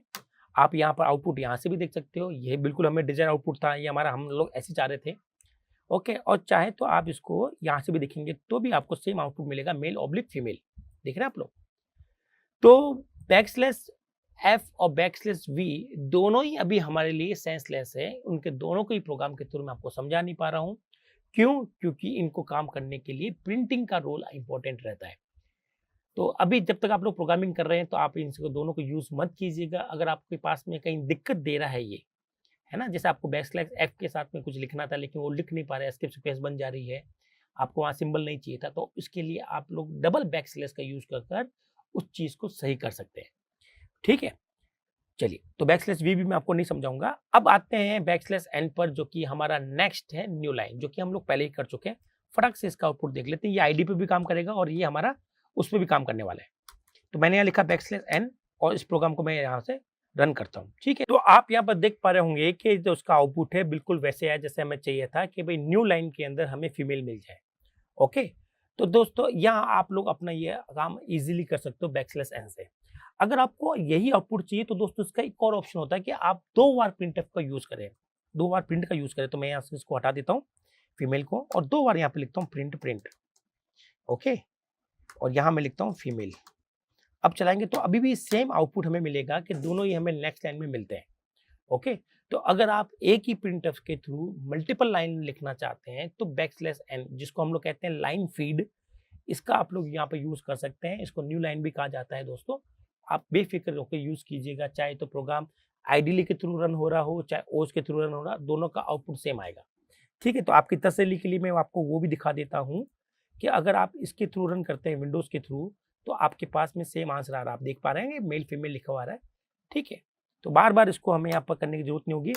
केवल वही एस्केप सीक्वेंसेस जो हमारे पास में आइडियली काम नहीं करती है उसको वहां जाकर आप लोग चेक कर सकते हो। और जब मैंने कहा कि भाई ये काम नहीं करेगी तो वहां जाकर चेक करो, तो आप चेक कर सकते हो। अदरवाइज दोनों जगह सेम है, तो मुझे बार बार दोनों करके दिखाने की जरूरत नहीं है। तो चलिए हम लोग बात कर लेते हैं हमारे नेक्स्ट एस्केप सीक्वेंसेस की, जिसको हम लोग कहते हैं backslash R carriage return, CR इसको हम लोग शॉर्ट में बोलते हैं, कैरीज रिटर्न। ये करता क्या, ये भी बड़ा काम की चीज है दोस्तों। और ये अगेन ये आपका आइडियली पे काम नहीं करेगा, ये काम करेगा जब आप अपना प्रोग्राम विंडोज के थ्रू या किसी भी ओएस के थ्रू रन करेंगे तब। तो आइडियली के थ्रू इसको रन करके देखोगे तो आपको कुछ समझ में नहीं आएगा, आप वहां से विंडोज के थ्रू रन करके देखेंगे, ठीक है। याद रखिएगा बस इतना सा। और अल्टीमेटली हमें विंडोज ये आउटपुट तो स्क्रीन देते नहीं ना क्लाइंट को तो हम लोग वही सॉफ्टवेयर बना के देंगे जो विंडोज पे चलाएगा। तो वही हमारा मेन मकसद है कि विंडोज पे जब चलाता है तो कैसे काम करता है। तो अब अगर आप सोच रहे हो कि सर ऐसा क्यों है कि ये हमारी आईडी के अंदर काम नहीं कर रहा और विंडोज के अंदर काम कर रहा है, तो मैं ये बता देता हूँ, कुछ एस्केप सीक्वेंसेस सिस्टम के ऊपर डिपेंड करती है। किसके ऊपर डिपेंड करती है? सिस्टम के ऊपर, हमारे कंप्यूटर के ऊपर डिपेंड करती है। और जब उसको कंप्यूटर वाला एनवायरनमेंट मिलता है, तब वो कहीं प्रॉपर काम करेगी।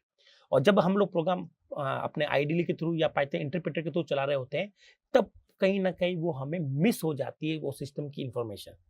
ओके, तो यही वो रीजन था कि भाई कुछ एस्केप सीक्वेंसेस आपकी आइडियली पे काम नहीं करती प्रॉपरली, तो उनको हम लोग विंडोज से चलाकर देख लेते हैं।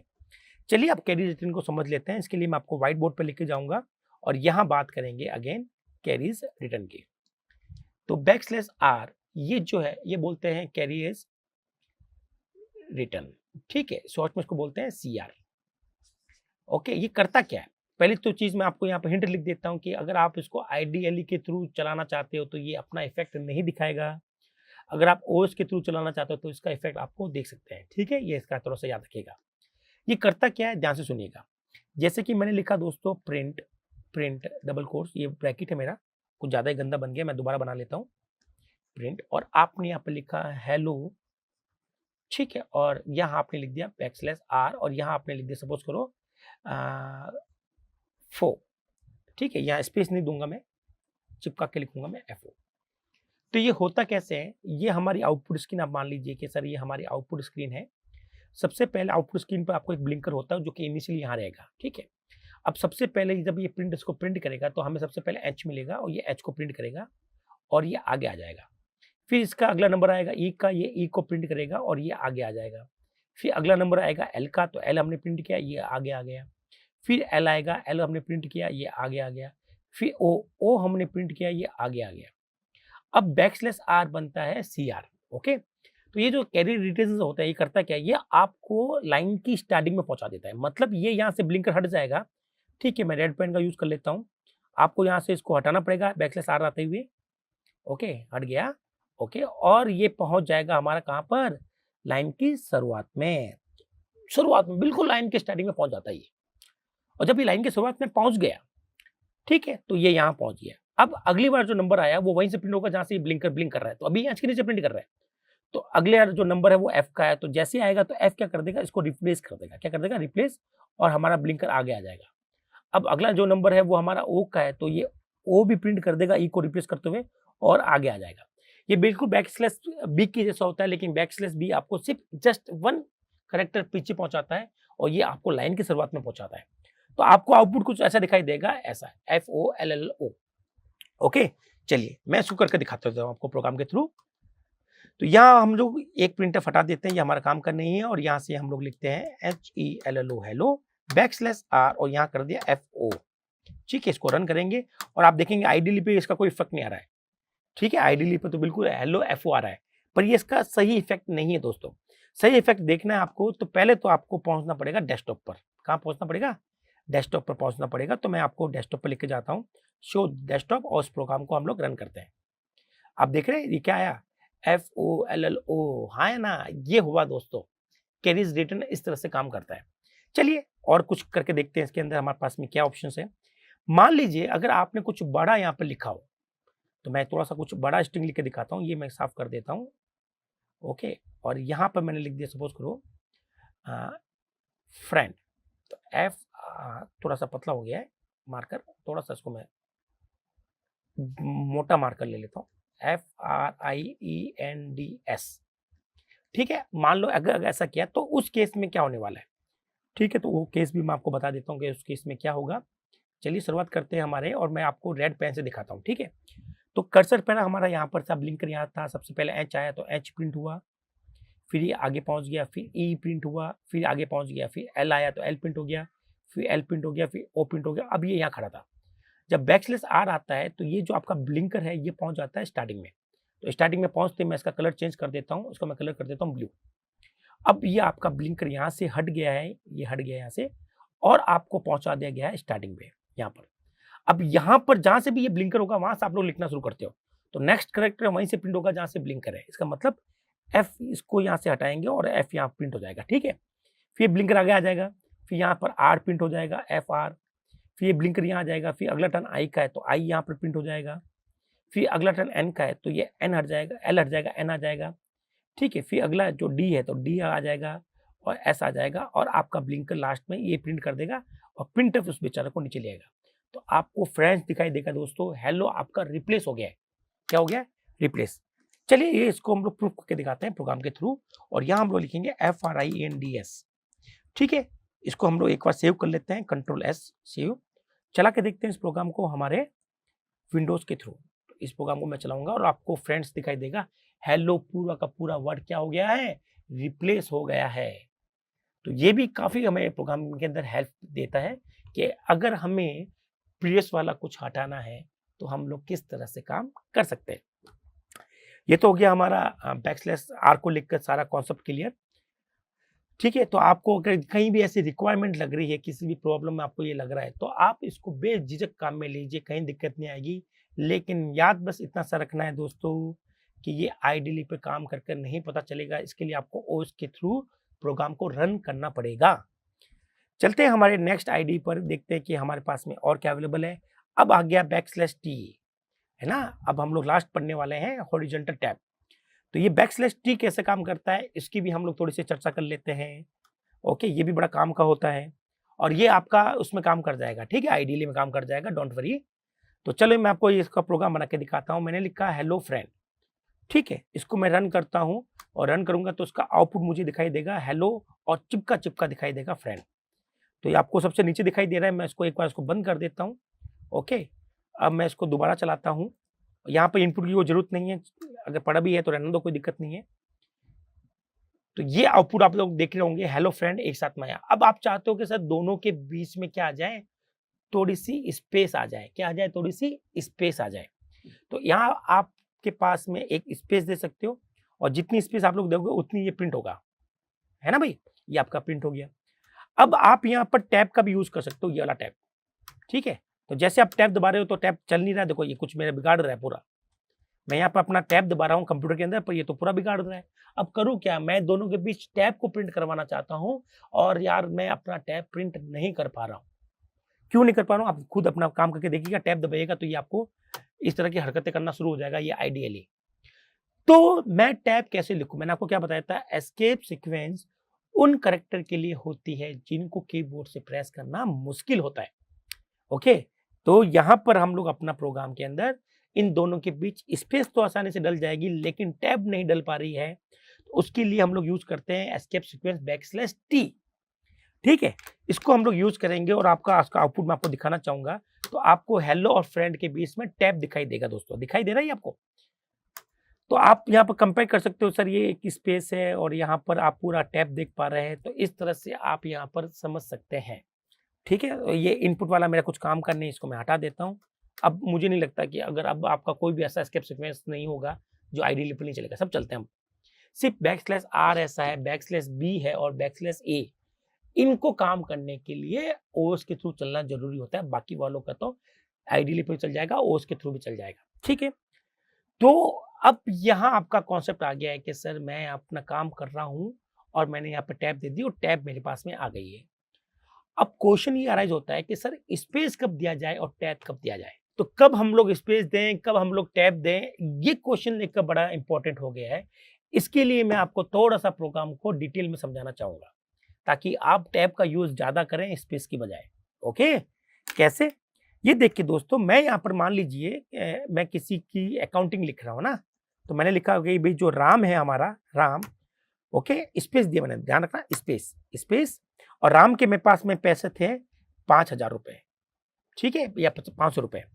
अब मैंने एक प्रिंट और लिखा, प्रिंट मैंने यहाँ पे लिख दिया, सपोज करो श्याम, SYAM श्याम, और श्याम के थे मेरे पास में सपोज करो 600 रुपए। ठीक है, चलिए, और एक राधा भी ले लेते हैं भाई, सब कुछ आ गया तो राधा को भी ले लेते हैं। राधा नहीं लेंगे, यहाँ पे लेंगे राम नारायण, राम नारायण, नारायण। इसके हमारे पास में 800 रुपए है। ठीक है, इसको प्रिंट करवाते हैं, देखते हैं क्या मजा आएगा। तो जैसे इसको प्रिंट करवाऊंगा आपको प्रिंट जरूर दिखाई देगा, लेकिन आप देख रहे हैं कि ये जो नंबर है वो एक अलाइनमेंट में नहीं आ रहे। क्या करें, अलाइनमेंट में कैसे लाऊं? क्योंकि जैसा वो नाम था राम, तो आपका 500 यहाँ आ गया। फिर आपने लिखा राम नारायण, क्योंकि ये वर्ड बहुत बड़ा था तो स्पेस भी आगे खिसक गया और नंबर भी आगे खिसक गया। तो आप सारे नंबर अलाइन नहीं देख पा रहे हैं दोस्तों, ये बड़ी दिक्कत है। ऐसा अगर आप अपने क्लाइंट को बेचेंगे सॉफ्टवेयर तो भाई बिक गया। समझ गया मेरी बात? तो कैसे कर रहे हैं काम?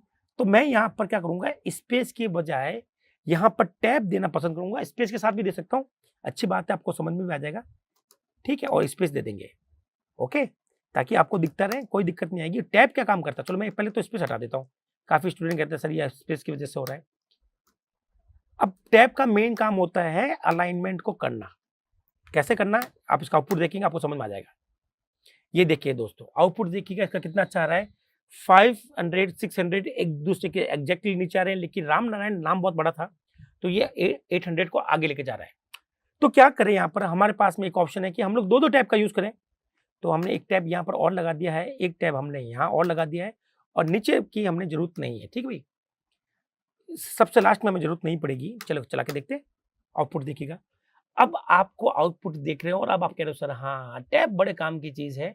टैब अपने आप को एडजस्ट करता रहता है। क्या करता रहता है? एडजस्ट करता रहता है। ये देख लेता है कि भाई फॉर्मेटिंग करने के लिए मुझे कितना फैलना है, कितना कम होना है, ये खुद ब खुद कर लेता है।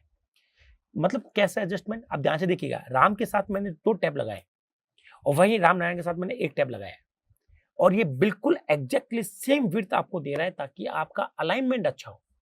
तो जब भी दोस्तों आपको आउटपुट दिखाना है, मोस्टली प्रोग्राम के अंदर हम लोग \t का यूज करते हैं। क्यों करते हैं? कि इससे हमारा आउटपुट फॉर्मेटेड मतलब अच्छा दिखाई दे, एक अलाइन दिखाई दे। ओके, तो सबसे पहला आउटपुट देखिएगा, ये कितना बेकार था। इसके बाद हमने ये किया, लेकिन हमारे पास में अभी भी टैब कुछ कम पड़ रहे थे। फिर हमने लास्ट में इसको ऐसा कर दिया तो हमारे पास में परफेक्ट आंसर आ गया है। ठीक है, तो इसने आउटपुट पे कुछ चेंजेस नहीं किए हैं, मतलब वैल्यू चेंजेस नहीं करता, ये सिर्फ दिखाने के लिए काम की चीज है \t। ओके, अब \t के साथ में दोस्तों हमारे पास में आपको ये जो स्पेसेस होती है \t में ना, ये हम लोग चाहते हैं कि सर ये स्पेस टैब देने पर इतनी स्पेस की जगह इतनी स्पेस आए। तो क्या हम अपनी मर्जी से फिक्स कर सकते हैं टैब की साइज? तो देखते हैं पाइथन में अवेलेबल है या नहीं है। तो चलते हैं, मैं यहाँ पर सारा सब कुछ मिटा देता हूँ। ठीक है, और राम के पास चलते हैं और यहाँ पर मैं टैब की साइज फिक्स करना चाहूंगा। एक बार आप उसका आउटपुट जरूर देख लें। बाय डिफॉल्ट टैब आ रहा इतना बड़ा। ठीक है, अब मैं चाहता हूं कि सर ये जो टैब की साइज है ये मैं छेड़ना चाहता हूं अपने अकॉर्डिंग। ठीक है, इसके लिए आपको क्या करना पड़ेगा? डॉट लगाना पड़ेगा। क्या लगाना पड़ेगा? डॉट लगाना पड़ेगा। और आप यहाँ पर टैब को एक्सपांड कर सकते हो, तो एक्सपांड टैब आपको यूज करना पड़ेगा। क्या यूज करना पड़ेगा? एक्सपांड टैब नाम का फंक्शन। ये फंक्शन बताया, और इस फंक्शन में आपको लिखना पड़ेगा टैब साइज। क्या लिखना पड़ेगा? Tab size. और मैंने आपको लिए दे दी 50। इसका मतलब पर टैब आपको 50 स्पेसेस मिल जाएगी। अगर आपको विश्वास नहीं हो रहा है तो इसको रन करके देख लेते हैं। तो आप देखिएगा ऊपर वाला आउटपुट आपको ये टैब इतनी दे दी थी बाय डिफॉल्ट, और आपने यहाँ पर 50 स्पेसेस ले ली है। आप समझ रहे हो? इस तरह से टैब पर हम लोग काम कर सकते हैं। चलिए इसका यूज मैं आपको बताता हूँ। ठीक है, तो इसको मैं यहाँ से कुछ टाइम के लिए कट कर लेता हूँ। क्या कर लेता हूँ? कट। चलते हैं हम अपने प्रोग्राम की तरफ।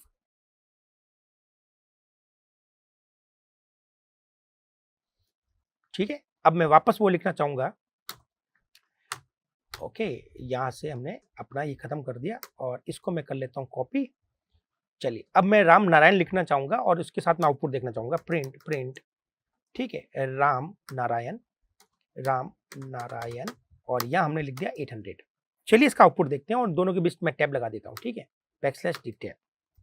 तो आपको आउटपुट भी देखेगा तो वो अलाइन नहीं होगा। देखा दोस्तों, तो आप या तो यहाँ पर 2 टैब लगा दें। अब हम लोग देखते हैं क्या टैब एक्सपांड हमारी हेल्प करेगा, ये हम लोग देखना चाहते हैं। तो एक्सपांड टैब लिखा, यहाँ ब्रैकेट लगाएंगे और यहाँ हमने लिख दिया, सपोज करो हमने लिख दिया टैब साइज। सपोज क्या करना, मैं लिखना ही पड़ेगा टैब साइज, और हमने इसको टैब साइज दे दी है, सपोज करो 15। कितनी दे दी है? 15। तो यही टैब साइज मैं नीचे भी देता हूँ, सपोज कीजिएगा। देखते हैं कि इससे हमारी प्रॉब्लम सॉल्व होती कि नहीं होती। ठीक है, इसको हमने रन करना है और रन करने के बाद हम लोग आउटपुट देखेंगे और आपका अलाइनमेंट आ गया है परफेक्ट। इसका मतलब है कि आपको ये टेंशन लेने की जरूरत नहीं है कि सर \t 1 लगाऊं या 2 लगाऊं या 4 लगाऊं। ठीक है, तो इससे अच्छा है कि आप टैब की साइज को ही फाइनल कर लें। तो देखेंगे यहाँ पर जो साइज 15 दी, ये इसका मतलब नहीं है फिक्स 15 है, ये मैक्स टू मैक्स 15 हो सकती है दोस्तों। कैसे? देखो राम नारायण में, देखो सेम चीज मैंने राम नारायण में भी लिखी है, और राम नारायण के अंदर टैब की देखो इतनी सी स्पेस आ रही है, जबकि राम के अंदर ये स्पेस इतनी बड़ी आ गई। आप ये बात समझ रहे हैं? यहाँ टैब साइज 15 का मतलब है मैक्स टू मैक्स 15। ये आपको इसलिए दिया गया है ताकि आपको अलाइन करते समय ये याद रखना ना पड़े कि सर मैं एक बैकस्लैश टी लगाऊं या 2 लगाऊं, जैसे कि मैंने प्रीवियस लगाया था। उसको अगर आपको बचना है, प्रोग्राम को और ईज़ी करना है, तो आप एक्सपैंड टैब नाम का एक मेथड यूज़ कर सकते हैं। उससे आप आउटपुट देखेंगे कितना अच्छा है।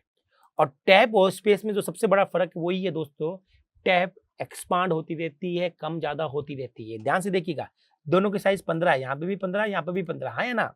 पर नीचे देखेंगे तो सर प्रैक्टिकली दोनों की साइज़ अकॉर्डिंग टू अरेंजमेंट अगर देखा जाए तो दोनों की टैब साइज़ चेंज हो गई है। आई होप आपको ये क्लियर हुआ होगा कि ये किस तरह से काम हो रहा है। बैकस्लैश टी वाला कॉन्सेप्ट बहुत ही ईज़ी है, बहुत ही अच्छा है।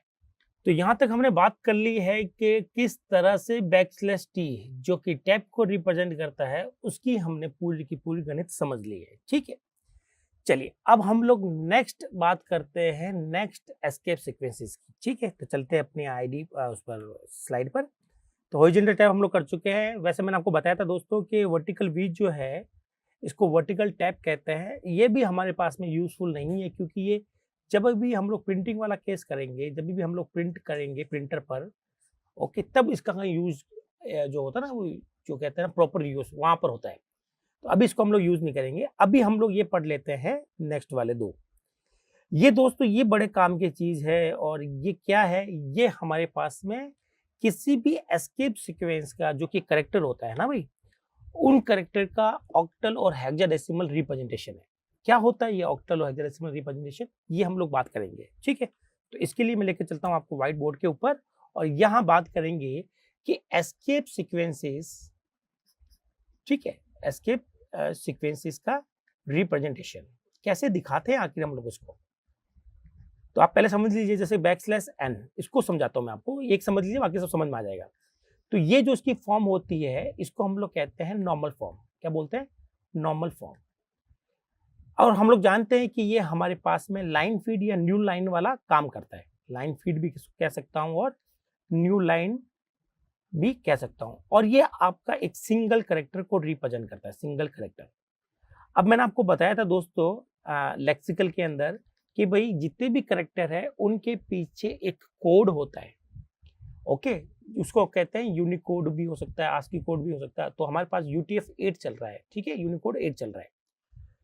तो एस्केप सीक्वेंसेस इंटरनली एक कोड से रिप्रेजेंट की जा सकती है। वो जो कोड है उसको हम लोग ऑक्टल फॉर्म में भी रिप्रेजेंट कर सकते हैं और हेक्साडेसिमल फॉर्म में भी रिप्रेजेंट कर सकते हैं। हेक्साडेसिमल, अगर आप ऑक्टल फॉर्म में लिखना चाहते हो इसी सेम चीज को, अगर आप ऑक्टल में दिखाना चाहते हो तो आपको लगाना पड़ेगा बैकस्लैश और फिर आपको 3 डिजिट ऑक्टल कोड लिखना पड़ेगा।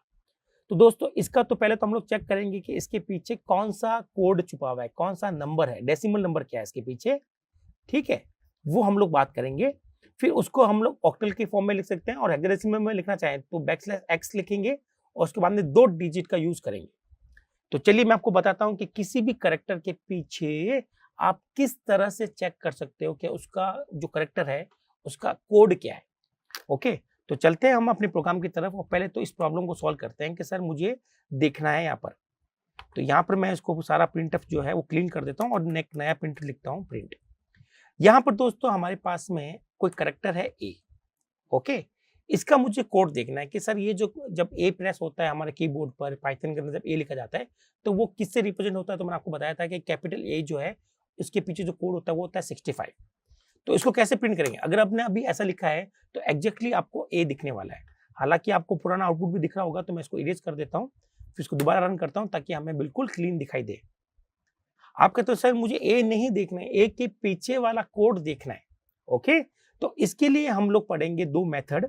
वो एक तो है ऑर्डिनल, ठीक है, ऑर्डिनल। ऑर्डिनल का मतलब लिखते हैं ORD। ये ऑर्डिनल मेथड होता है, यहाँ आप लोग कोई भी कैरेक्टर लिखेंगे तो वो बता देगा कि इसका पीछे यूनिकोड का नंबर क्या है। तो देखिएगा ए के पीछे 65 होता है, ये आपको यहाँ से मिल जाएगा। आपको यहाँ पर ए के पीछे 65 मिल गया है। तो अभी हम लोग क्या कर रहे हैं मैं आपको ये भी बता देता हूँ, आगे चल के मैं आपको बताता हूँ। जैसे कि हम लोग करते हैं, एक पेज और ले लेते हैं, ओके। या हम लोग कहते हैं कि अगर हमारे पास कोई भी करेक्टर है तो सर करेक्टर के पीछे एक डेसिमल नंबर होगा, वो हमें अगर चेक करना है कि वो नंबर कौन सा है, तो उसके लिए हम लोग ऑर्डिनल मेथड का काम लेते हैं, ORD मेथड, जिसका फुल फॉर्म होती है ऑर्डिनल। तो यहाँ आप लोग करेक्टर लिखेंगे, वो आपको करेक्टर से डिजिट पहुंचा देगा। ओके, जैसे कि मैं लिखता हूँ ORD A लिखता हूँ, तो ये बता देगा कि एक के पीछे का ASCII कोड कितना है, 65 है। तो आप चाहें तो चेक कर सकते हैं ORD\n जो कि करेक्टर है, इसके पीछे क्या कोड आएगा। तो आई थिंक इसका कोड 10 होना चाहिए। एक बार वेरीफाई भी कर लेते हैं, चलते हैं और अपने प्रोग्राम से पूछते हैं कि भाई \n के पीछे कौन सा जो करेक्टर है उसके पीछे कौन सा कोड है, डेसिमल कोड। तो ये देखें दोस्तों, बिल्कुल सही, मुझे याद था शायद। तो यहाँ पर हमें 10 दिखाई दे रहा है।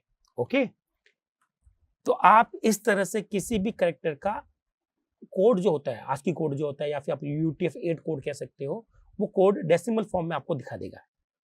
तो ऑर्डिनल आपकी हेल्प करता है, ये वाला मेथड आपकी हेल्प करेगा कि करेक्टर के पीछे ऑर्डिनल।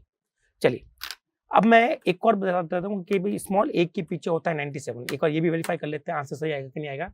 97 आया। @ के पीछे होता है 64, ये भी मैं वेरीफाई कर लेता हूँ। इस तरह से आप किसी भी करेक्टर के बिहाइंड द स्क्रीन जो कोड होता है, आप इसको वेरीफाई कर सकते हो ऑर्डिनल से। ओके, आपको सारे याद करने की जरूरत नहीं है, या तो मुझे भी सारे नहीं है, मुझे सिर्फ 5-6 याद रखता हूँ। जैसे मुझे देखना है कि 2 के पीछे सर क्या कोड होता है, तो 2 के पीछे जो कोड होगा आई थिंक 50 होना चाहिए। 50 आया आंसर। ओके, तो ये मेथड तो हो गया। अगर मैं इसका रिवर्स बोलूं कि आप एक डेसिमल नंबर देखना चाहते हो कि इस डेसिमल नंबर पर कौन सा करेक्टर है, जैसे कि आप चाहते हो कि सर मैं डेसिमल का 65 दूं और वो मुझे बता दे कि भाई इस पर कोई करेक्टर जो है वो है करेक्टर A। ठीक है, चलिए ये काम कैसे करेंगे, इसके लिए हमें मेथड काम में लेना पड़ेगा CHR, जिसको कहते हैं करेक्टर मेथड। क्या कहते हैं, करेक्टर। तो ये आपको बता देगा कि 65 पर कौन सा करेक्टर है, कि सर कैपिटल A है। चलिए इसको मैं आपको प्रैक्टिकल करके दिखा देता हूँ। तो यहां से मैं कोड लिखने वाला हूं। अभी तो मैंने करेक्टर लिखा था, कोड निकाला था, अब मैं लिखने वाला हूं कोड। तो करेक्टर लिखेंगे, अंदर कोड लिखेंगे 65, तो आंसर मेरा आना चाहिए कैपिटल A। ठीक है दोस्तों, तो आंसर कैपिटल A आ गया। अगर मैं लिखता हूं 64, तो आंसर आना चाहिए @ एक बार वेरीफाई कर लेते हैं फटाफट। और स्मॉल a मतलब 97 लिखूं तो मुझे स्मॉल a आना चाहिए, ये देख लेते हैं। इस तरह से आप अपने प्रोग्राम के अंदर कभी भी करेक्टर से कोड निकाल सकते हैं और कोड को देखते हुए आप करेक्टर भी निकाल सकते हैं। दोनों ही पॉसिबिलिटी मैंने आपको बता दी है। तो क्वेश्चन क्या था, क्वेश्चन ये नहीं था, क्वेश्चन हमारा ये था, अगर मैं इसको प्रीवियस पे को लेके जाऊं, ये था कि सर इस को अगर हमें ऑक्टल फॉर्म में दिखाना है या हेक्साडेसिमल फॉर्म में दिखाना है तो कैसा हो, तो कैसे दिखाएंगे सर और क्यों दिखाएंगे। पहले तो क्वेश्चन अराइज होता है सर ऑक्टल और हेक्साडेसिमल फॉर्म क्यों। ओके, और अगर ये ऑक्टल फॉर्म अगर हेक्साडेसिमल फॉर्म दी गई है तो उनका यूज कैसे करें और कब की सिचुएशन में इसका यूज करें। तो चलिए इसके लिए हम लोग बता देते हैं, \n के लिए पूरा सीख लेते हैं हम लोग। तो यहां से मैं आपको एक्स्ट्रा चीजें हटा देता हूं। ठीक है, तो सबसे पहले तो मैं इसका कोड देखना चाहूंगा कि \n के पीछे कोड कितना है। तो मैं जानता हूं कि जब मैं इसमें लिखूंगा ORD ऑर्डिनल मेथड, तो वो मुझे इसका डेसिमल नंबर दे देगा। ORD दे देगा डेसिमल नंबर, जो कि कितना आएगा दोस्तों, 10। क्या आएगा, 10। अब 10 का ऑक्टल क्या होगा, हेक्साडेसिमल क्या होगा, वो आप यहाँ पर लिख दे, तो वो चीज यही होगी जो यहाँ पर लिख रहे हैं आप लोग। कहने का मतलब क्या है, चलिए देखते हैं। तो मैं इसको और ज्यादा अच्छे से बता देता हूँ आपको, और आपको अच्छे से समझ में आ जाएगा। आप यूं समझ लीजिए कि सर मुझे ये चेक करना है कि \n जो एक सिंगल करेक्टर है मेरा, जिसको हम लोग लाइन फीड या फिर न्यू लाइन कहते हैं, सर इसका डेसिमल फॉर्म क्या होगी। ठीक है, तो डेसिमल फॉर्म के लिए आपको यूज करना पड़ेगा ORD और अंदर आप ये लिख दिए तो आपको डेसिमल फॉर्म यहाँ पर मिल जाएगी।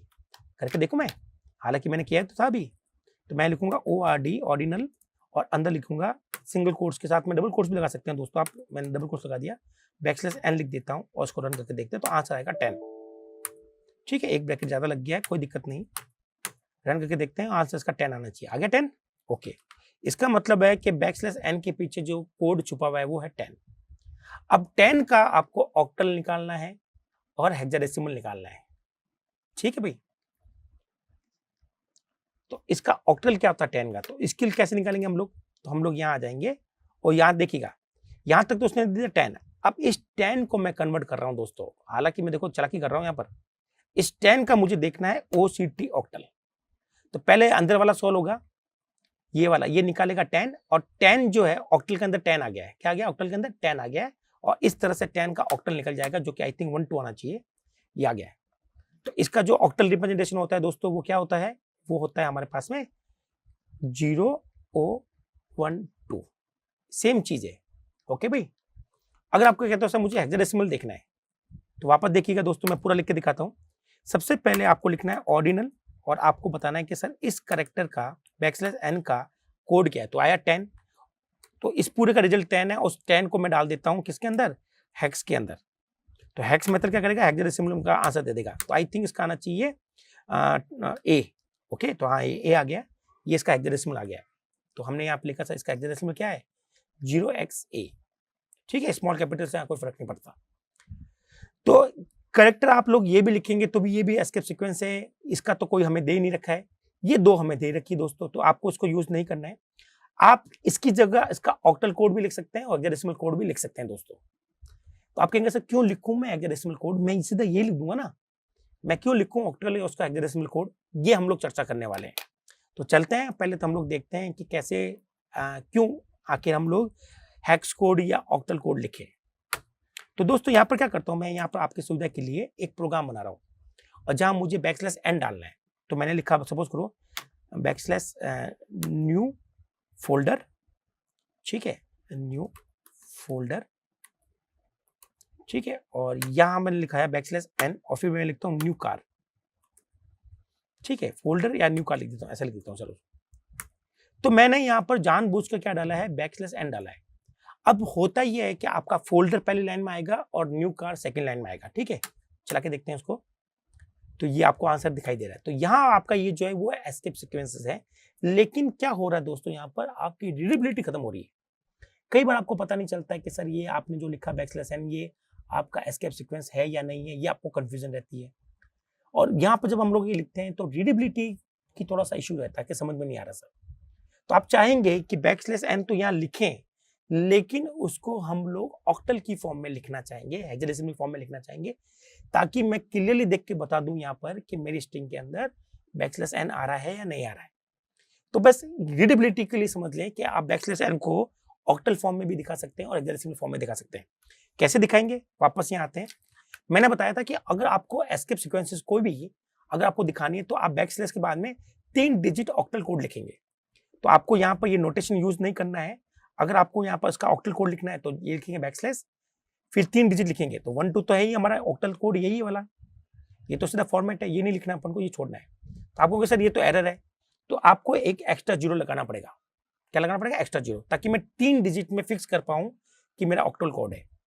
ठीक है, तो यहाँ पर चलता हूं मैं और प्रोग्राम पर आ जाते हैं हम लोग और बात करेंगे कि सर ये ना लिखकर मैं लिखता हूँ 0 1 2, तो भी ये \n ही होगा दोस्तों। अभी भी आपका आंसर फोल्डर और न्यू लाइन आने वाला है।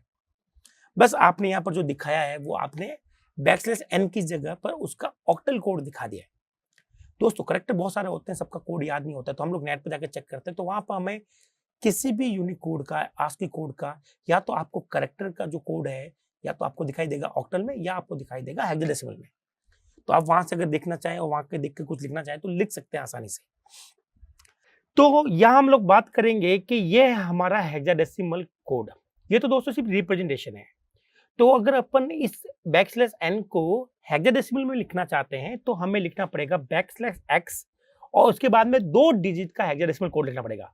अब यहाँ पर तो हमारे पास केवल एक ही डिजिट आ रही है, ए, तो कैसे लिखेंगे, 0A लिख देंगे बस, समझ गए ना। तो ये इसका हेक्साडेसिमल हो गया, ये इसका ऑक्टल फॉर्म हो गया, है ना, इसी n का।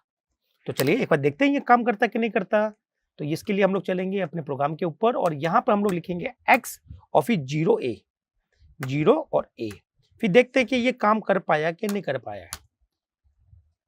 तो देखिए दोस्तों अभी भी ये \n वाला काम कर रहा है, मतलब सब कुछ यहाँ पर प्रॉपर है। बस दोस्तों आप किसी भी एस्केप सीक्वेंसेस को 3 फॉर्म में दिखा सकते हो। एक तो नॉर्मल फॉर्म जो कि \/ वाली होती है, दूसरा उसको ऑक्टल फॉर्म में भी दिखा सकते हो और हेक्साडेसिमल फॉर्म में भी दिखा सकते हो। ज्यादा आसान आपके लिए \n ही रहता है और बाकी वाले ये सिर्फ \n के लिए मैंने बताया, आप सारी एस्केप सीक्वेंसेस के लिए ऐसा कर सकते हैं, जिसमें मैंने आपको बताया आपको कोड याद करने की जरूरत नहीं है, सिर्फ प्रोग्राम समझिए। आप कोई भी एस्केप सीक्वेंस पकड़िए, उसका आप डेसिमल निकाल सकते हो आसानी से, उसको कन्वर्ट कर सकते हो ऑक्टल और हेक्साडेसिमल में, और उसके बाद में इस पर्टिकुलर फॉर्म का यूज कर सकते हो उनको लिखने के लिए। ऐसा क्यों करते हैं दोस्तों, मैंने आपको बताया कि एक तो रीडेबिलिटी हो सकता है आपका इशू, और दूसरा ये हो सकता है कि सर जब मैं नेट पर जाकर चेक करता हूं तो वहां तो करेक्टर की लिस्ट बड़ी लंबी आएगी, तो उस केस में उनको कैसे लिखा जाए हेक्स में। अब आपको कैसे, मैं समझा नहीं, यहाँ तो सारे करेक्टर हम लोग एन वैन तो खुद लिख लेंगे। दोस्तों कुछ करेक्टर ऐसे हैं जो आप लिख ही नहीं पाओगे, यहाँ पर आप उनको लिख ही नहीं पाओगे, तो उनकी एस्केप सीक्वेंस हम लोग उनको ऑक्टल या हेक्साडेसिमल फॉर्म में देंगे। आई थिंक आप लोग मानेंगे नहीं ऐसे, तो हम लोग अपना दिखा देते हैं। तो मैं यहाँ जाता हूँ अपने ब्राउजर के ऊपर, ब्राउजर देखिएगा, ब्राउजर के ऊपर मैं जाता हूँ, लिखता हूँ UTF-8 character with hex code. आप ऑक्ट कोड लिखिए, हेक्स कोड लिखिए, इससे कोई फर्क नहीं पड़ता। और जो सबसे पहला है वो खोल दीजिएगा, ठीक है, UTF ये वाला। तो हमारा UTF-8 हमारा जो पाइथन उसको यूज करता है UTF-8 को। तो यहाँ पर ये तो चलो W3 वाला हो गया, ये तो मुझे अच्छा नहीं लगता। UTF-8 कैरेक्टर टेबल ये अच्छा है, ठीक है, यहाँ आपको बड़ा मजा आएगा। तो यहाँ पर दोस्तों आपके पास में पूरे उनके यूनिकोड दे रखे हैं और उनका ये हेक्साडेसिमल दे रखा है, ठीक है। तो मैं आपको जाता हूँ, सपोज करो आपको यूज करना है ये यूज करना है आपको, सपोज करो ये वाला टिल्ड ऑपरेटर, ठीक है, ये यूज कर सकते हैं आप। या आपको मैं अच्छे से अगर बताऊं तो आपको एपोस्ट्रोफी यूज करनी, तो आप देखिए इनका ये हेक्स कोड है। आपको जो भी कैरेक्टर यहाँ पर लिखना है दोस्तों, आप उनका हेक्स कोड लिख सकते हैं आसानी से, ठीक है। तो मैं एक्सक्लेमेटरी मार्क का ले लेता हूँ, 21 है, कितना है 21। तो यहाँ आते हैं हम लोग, और ऐसे तो ये कोई एस्केप सीक्वेंस बनेगी नहीं ना, तो एस्केप सीक्वेंस के लिए मुझे काम में लेना पड़ेगा टी वगैरह ना। तो मैं टी को ढूंढ लेता हूँ, टी का है टी स्मॉल टी 74, कितना है भैया 74। तो हम लोग यहाँ पर \t डालना चाहते हैं तो टी भी लिख सकते हैं और इसको 74 भी लिख सकते हैं, ठीक है। तो न्यू फोल्डर और न्यू कार के बेस में आपको स्पेस दिखाई देगा, ठीक है। 74 आई थिंक ये इसका नहीं है, \t तो है, ये नहीं, ये \t नहीं है दोस्तों। तो \t का अगर देखना है हमें तो वही प्रोग्राम बनाकर देखना पड़ेगा, ऐसे पता नहीं चलेगा हमें। तो मैं इसको कुछ टाइम के लिए हाइड कर देता हूँ। यहाँ पर मैं लिखता हूँ प्रिंट टैब का अलग होता है ना, प्रिंट भाई ऑर्डिनल तू बता वैल्यू मेरी, देखो ध्यान से, ऑर्डिनल तू बता मेरी वैल्यू किसकी, \t की। तो ये वैल्यू बता देगा और मैं कह दूंगा भैया तू उसका अपना हेक्स कोड बता दे। तो वहां पर जाके कौन सा सर्च करेंगे, प्रोग्राम बना के हाथों हाथ देख लेंगे ना हम लोग। तो \t का हेक्स कोड आपको ही दे देगा, और हेक्स कोड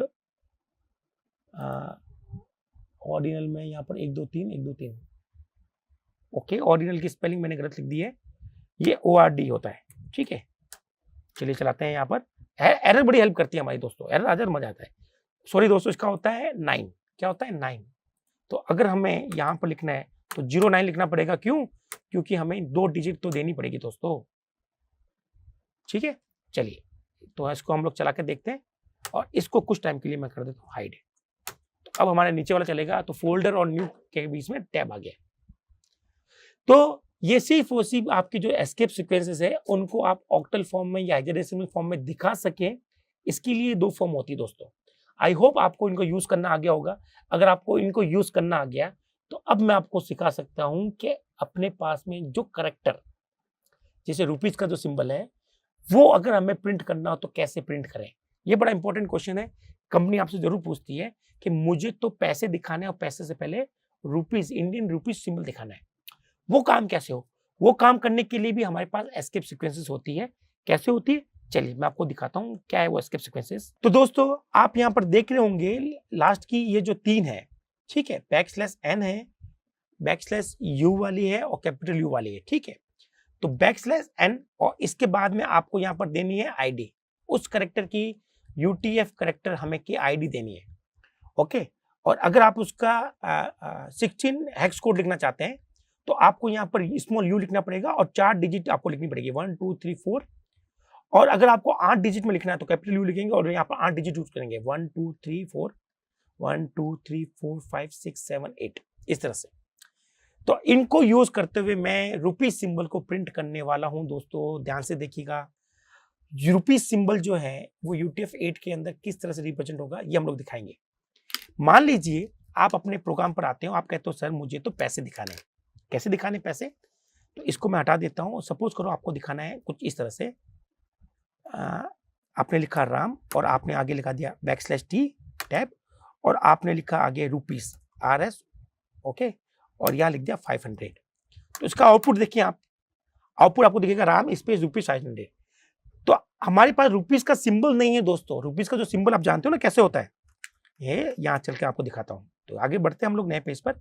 रुपीस का सिंबल ऐसे होता है दोस्तों। अब होता क्या है, कई बार हम लोग ये लिख नहीं पाते तो हम लोग इसकी जगह RS लिख देते हैं। तो अभी आपने लिखा RS 500, मुझे ये नहीं लिखना था, मुझे ये ऐसा लिखना था। क्लाइंट कहता है मुझे ऐसा दिखाना है, तो ज्यादा अच्छी बात है ना ये। पर ये कैसे दिखाए, ये सिंबल तो हमारे कीबोर्ड पर है ही नहीं, नहीं है ना भाई। हो सकता भाई मेरे पास तो नहीं है, हो सकता आपके कीबोर्ड पर हो, पर नॉर्मल कीबोर्ड पर ये सिंबल आपको नहीं मिलने वाला, और उसी जगह कोई दूसरा सिंबल दिखाना पड़ गया तो क्या करेंगे हम लोग \n का, ओके, इसका यूज कर सकते हैं।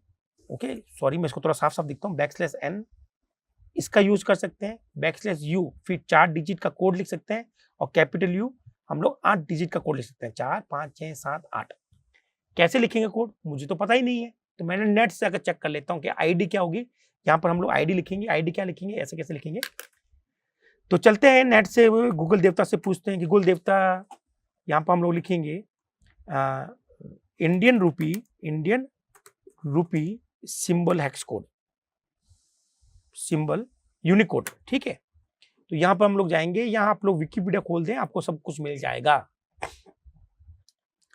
तो विकिपीडिया खुल गया, यहाँ देखिए दोस्तों, ये है इसका कोड। आईडी क्या है, आईडी है इंडियन रूपी साइन। क्या है, इंडियन रूपी साइन आईडी है। मैं इसको कॉपी कर लेता हूँ, आईडी के थ्रू दिखाता हूँ पहले।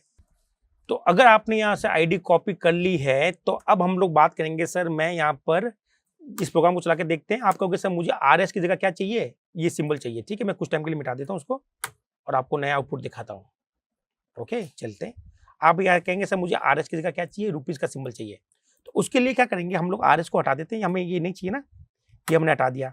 फिर हमने यूज किया \N, फिर अंदर हम लोग ब्रैकेट लगाएंगे और अंदर आईडी को पेस्ट कर देंगे। ये आईडी कहाँ से ली हुई हमने, यहाँ पर एक्स्ट्रा स्पेस हटा देना, ठीक है। ये आईडी कहाँ से ली, ये हमने गूगल देवता से पूछिए, विकिपीडिया ने हमें आईडी बता दी है। चला के देखते हैं कि हमारा आउटपुट क्या आता है। इसको हमने रन करना है, और रन करेंगे तो आपको अपना आउटपुट दिखाई देगा। इस तरह से हम अपना कोई भी सिंबल, स्पेशली रुपीस सिंबल हुआ या कोई और सिंबल हुआ जो हमारे कीबोर्ड पर अवेलेबल नहीं है, उसका हमें आईडी ढूंढ लेनी है नेट से, और वहां पर हमें कॉपी कर देना है अपने प्रोग्राम के अंदर। तो नेट से आईडी ढूंढना कोई बड़ा इशू नहीं है, बड़ा इशू ऐसा है कि सर उसको प्रोग्राम में कैसे लिखा जाए। तो अगर आप आईडी के थ्रू काम करना चाहें तो कर सकते हैं, और अगर आपको काम करना है दोस्तों यूनिकोड के थ्रू, तो कैसे करेंगे, चलते विकिपीडिया से चलते पूछते हैं कि इसका यूनिट कोड क्या है। तो उसने कहा इसका यूनिक कोड है यहाँ से U+20B9, ये उसका यूनिक कोड है। मैं इसको कॉपी कर लेता हूँ। U+ तो सिर्फ नोटेशन है, 20B9 इसका कोड है दोस्तों, ठीक है। मैंने इसको कॉपी कर लिया यहाँ से। अब चलते हैं अपने प्रोग्राम में। अब मैं यहाँ पर इतना बड़ा लिखना नहीं चाहता, मैं चाहता हूं कि सर मैं तो कुछ कोड काम में लूं। तो पहले तो हम लोग स्मॉल u वाला यूज करेंगे। यहाँ पर आपको स्मॉल u के बाद में 4 डिजिट कोड लिखना पड़ेगा। तो ये मैंने लिख दिया 20B9। चलो देखते हैं कि इसका आउटपुट क्या आता है। तो दोस्तों इसका आउटपुट भी सेम आएगा जैसे कि आईडी के थ्रू आता है। तो अगर आपको आईडी पता है तो आईडी यूज करें, यूनिकोड पता है तो आप यूनिकोड के थ्रू काम करें।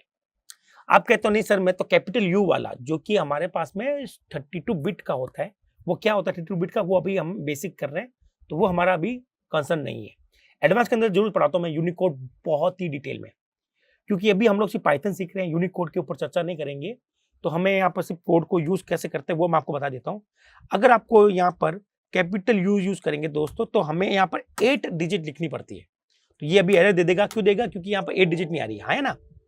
तो यहाँ पर 8 डिजिट कैसे देंगे आपको, सर मैं एक्स्ट्रा तो कहां से लाऊं, कुछ नहीं है, 0 तो ला सकते हो ना एक्स्ट्रा। तो किसी भी नंबर के आगे 0 लगा देने से कोई फर्क नहीं पड़ता। मैंने यहाँ पर 0 लगा दिए और उसको रन किया, अभी भी आपका आउटपुट आ जाएगा रुपी सिंबल के अंदर। तो दोस्तों इस तरह से आप अपना काम जो है वो बहुत आसानी से कर सकते हैं। किसी भी सिंबल को जो कि आपके कीबोर्ड पर नहीं है, उनका यूनिक कोड अगर आपको नेट से ढूंढ लें या उसकी आईडी ढूंढ लें, तो आप आसानी से उसको अपने पाइथन के प्रोग्राम के अंदर इजीली डेवलप कर सकते हैं। तो आई होप आपको ये पूरा का पूरा यूनिकोड का या \n आईडी का कॉन्सेप्ट क्लियर हुआ होगा। जनरली इसको रुपीस के सिंबल डालने के लिए हम लोग काम में लेते हैं, या फिर और कोई भी सिंबल जो मेरे कीबोर्ड पर अवेलेबल ना हो। तो आप ऐसे सिंबल देख लीजिए, ढूंढ लीजिए, नेट पर मिल जाएगा, विकिपीडिया में चलिएगा, वहां आपको आईडी यूनिकोड सब कुछ मिल जाएगा। तो आई होप आपको ये भी क्लियर हो गया होगा कि ये काम कैसे होता है। ठीक है, चलते हैं हम अपने स्लाइड पर और पूछते हैं स्लाइड से कि स्लाइड भैया और आपके पास में क्या है? ओके, अब हमारे पास 2 और बच गए हैं दोस्तों, वो भी करते हैं क्योंकि वो भी बहुत इंपॉर्टेंट है प्रोग्राम के अंदर, उनका यूज़ भी अच्छे से है। आई थिंक ये पहला ऐसा वीडियो होने वाला है जिसमें एस्केप सीक्वेंसेस बहुत ही बेटर ढंग से समझाएँ। आई डोंट नो कि बाकी इंस्ट्रक्टर्स को पूरा क्यों नहीं पढ़ाते हैं। दोस्तों, आपकी जितनी ज़्यादा कमांड स्ट्रिंग के ऊपर होगी, नंबर्स के ऊपर होगी, आप हमेशा अच्छे प्रोग्राम बना पाएँगे। तो एस्केप सीक्वेंस केवल 1-2 पढ़ लेना बिल्कुल इनफ नहीं होगा हमारे लिए। आपको सारी एस्केप सीक्वेंसेस अच्छे से पढ़नी है क्योंकि ऑलमोस्ट सारे अच्छे प्रोग्राम के अंदर हमें जितना हो सके एस्केप सीक्वेंसेस से काम करते हैं ताकि आउटपुट हमें अच्छा मिले। एक प्रोफेशनली काम करने का तरीका हम लोग यहाँ पर यूज़ कर रहे हैं। तो हम लोग प्रोफेशनल प्रोग्राम कैसे बनाते हैं? तो दोस्तों एस्केप सीक्वेंसेस आपको काम में लेनी पड़ेगी, जैसे कि मुझे रुपीस दिखाना था, बैकस्लैश टी दिखाना था, ये बहुत काम के हैं। और साथ ही ये जो यूनिट कोड के जो 3 ऑप्शन दे रखे तो ये भी बहुत यूज़फुल होते हैं। तो आई डोंट थिंक कि मार्केट में या यूट्यूब पर मैंने भी बहुत देखे थे, कहीं भी मुझे आज तक अभी मिले नहीं। तो उनको आपको प्रॉपर आप देखिएगा, स्टूडेंट खूब कहते हैं कि सर यूट्यूब अवेलेबल नहीं है टॉपिक, आप बुक में जाएँगे तो भी आपको पूरा डिटेल में नहीं दे रखा है। इवन पाइथन का जो डॉक्स होते हैं, है ना? उसपे भी पूरा डिटेल में नहीं दे रखा है उन्होंने। तो मैंने पूरी कोशिश करी है कि आपको एक-एक एस्केप सीक्वेंस अच्छे से समझाऊँ और आप इस एस्केप सीक्वेंस को हल्के में मत लीजिए दोस्तों, इसके बिना तो कुछ तो प्रोग्राम आप लोग लिख ही नहीं पाएँगे। ओके? चलिए, अब मेरे पास में कुछ और एस्केप सीक्वेंसेस बच गए हैं, उनका भी एक बड़ा यूज़फुल है। एक तो बच गया मेरे पास में नल, बैकस्लैश 0। ये ऐसी एस्केप सीक्वेंस है दोस्तों जिसको हम लोग कहते हैं नल। ओके? इसका क्या यूज़ होता है? इसकी हम लोग चर्चा करते हैं, हालाँकि इसका ज़्यादा यूज़ नहीं है हमारे पास में। तो ठीक है, ये की बचा हुआ और अदर के लिए आपको यहाँ पर कुछ करने की ज़रूरत नहीं है, खाली बैकस्लैश लगाइएगा, जो कि मैंने आपको स्ट्रिंग के साथ बताया था। ओके? कि स्ट्रिंग में अगर आपको मल्टीपल लाइन में लिखना हो, सिंगल वाली स्ट्रिंग, तो आप बैकस्लैश का यूज़ करेंगे। ये तो हम लोग कर चुके हैं ऑलरेडी। अब हमारे पास बैकस्लैश 0 बचा हुआ है, उसके बारे में हम लोग बात कर लेते हैं।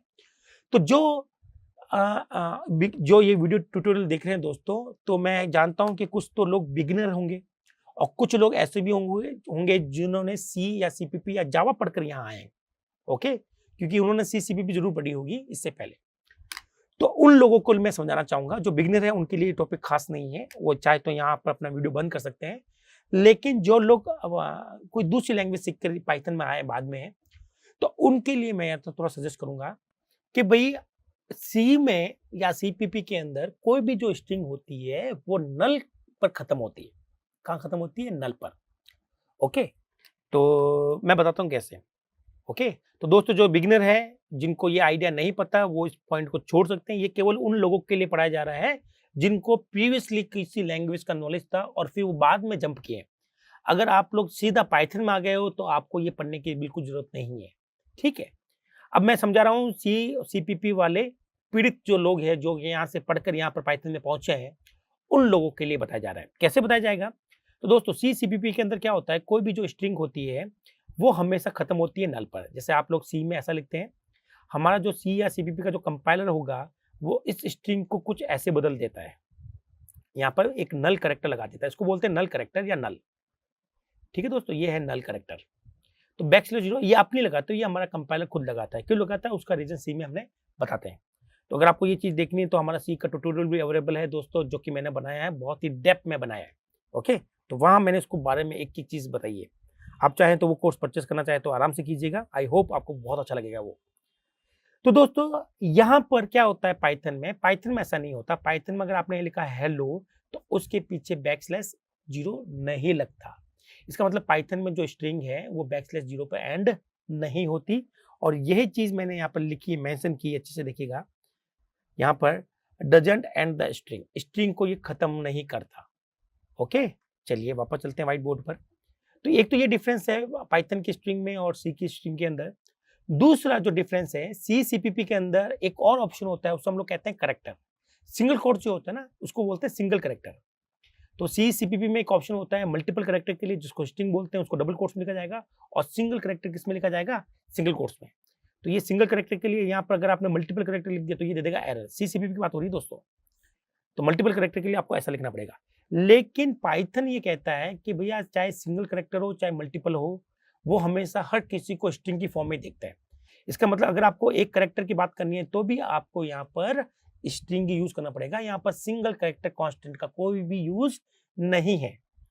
तो एक तो जो डिफरेंसेस है वो मैं आपको बता चुका हूँ, सी और सी प्लस प्लस, और एक तरफ हमारे पास पाइथन, और यहाँ हम लोग पढ़ रहे हैं स्ट्रिंग के रिगार्डिंग।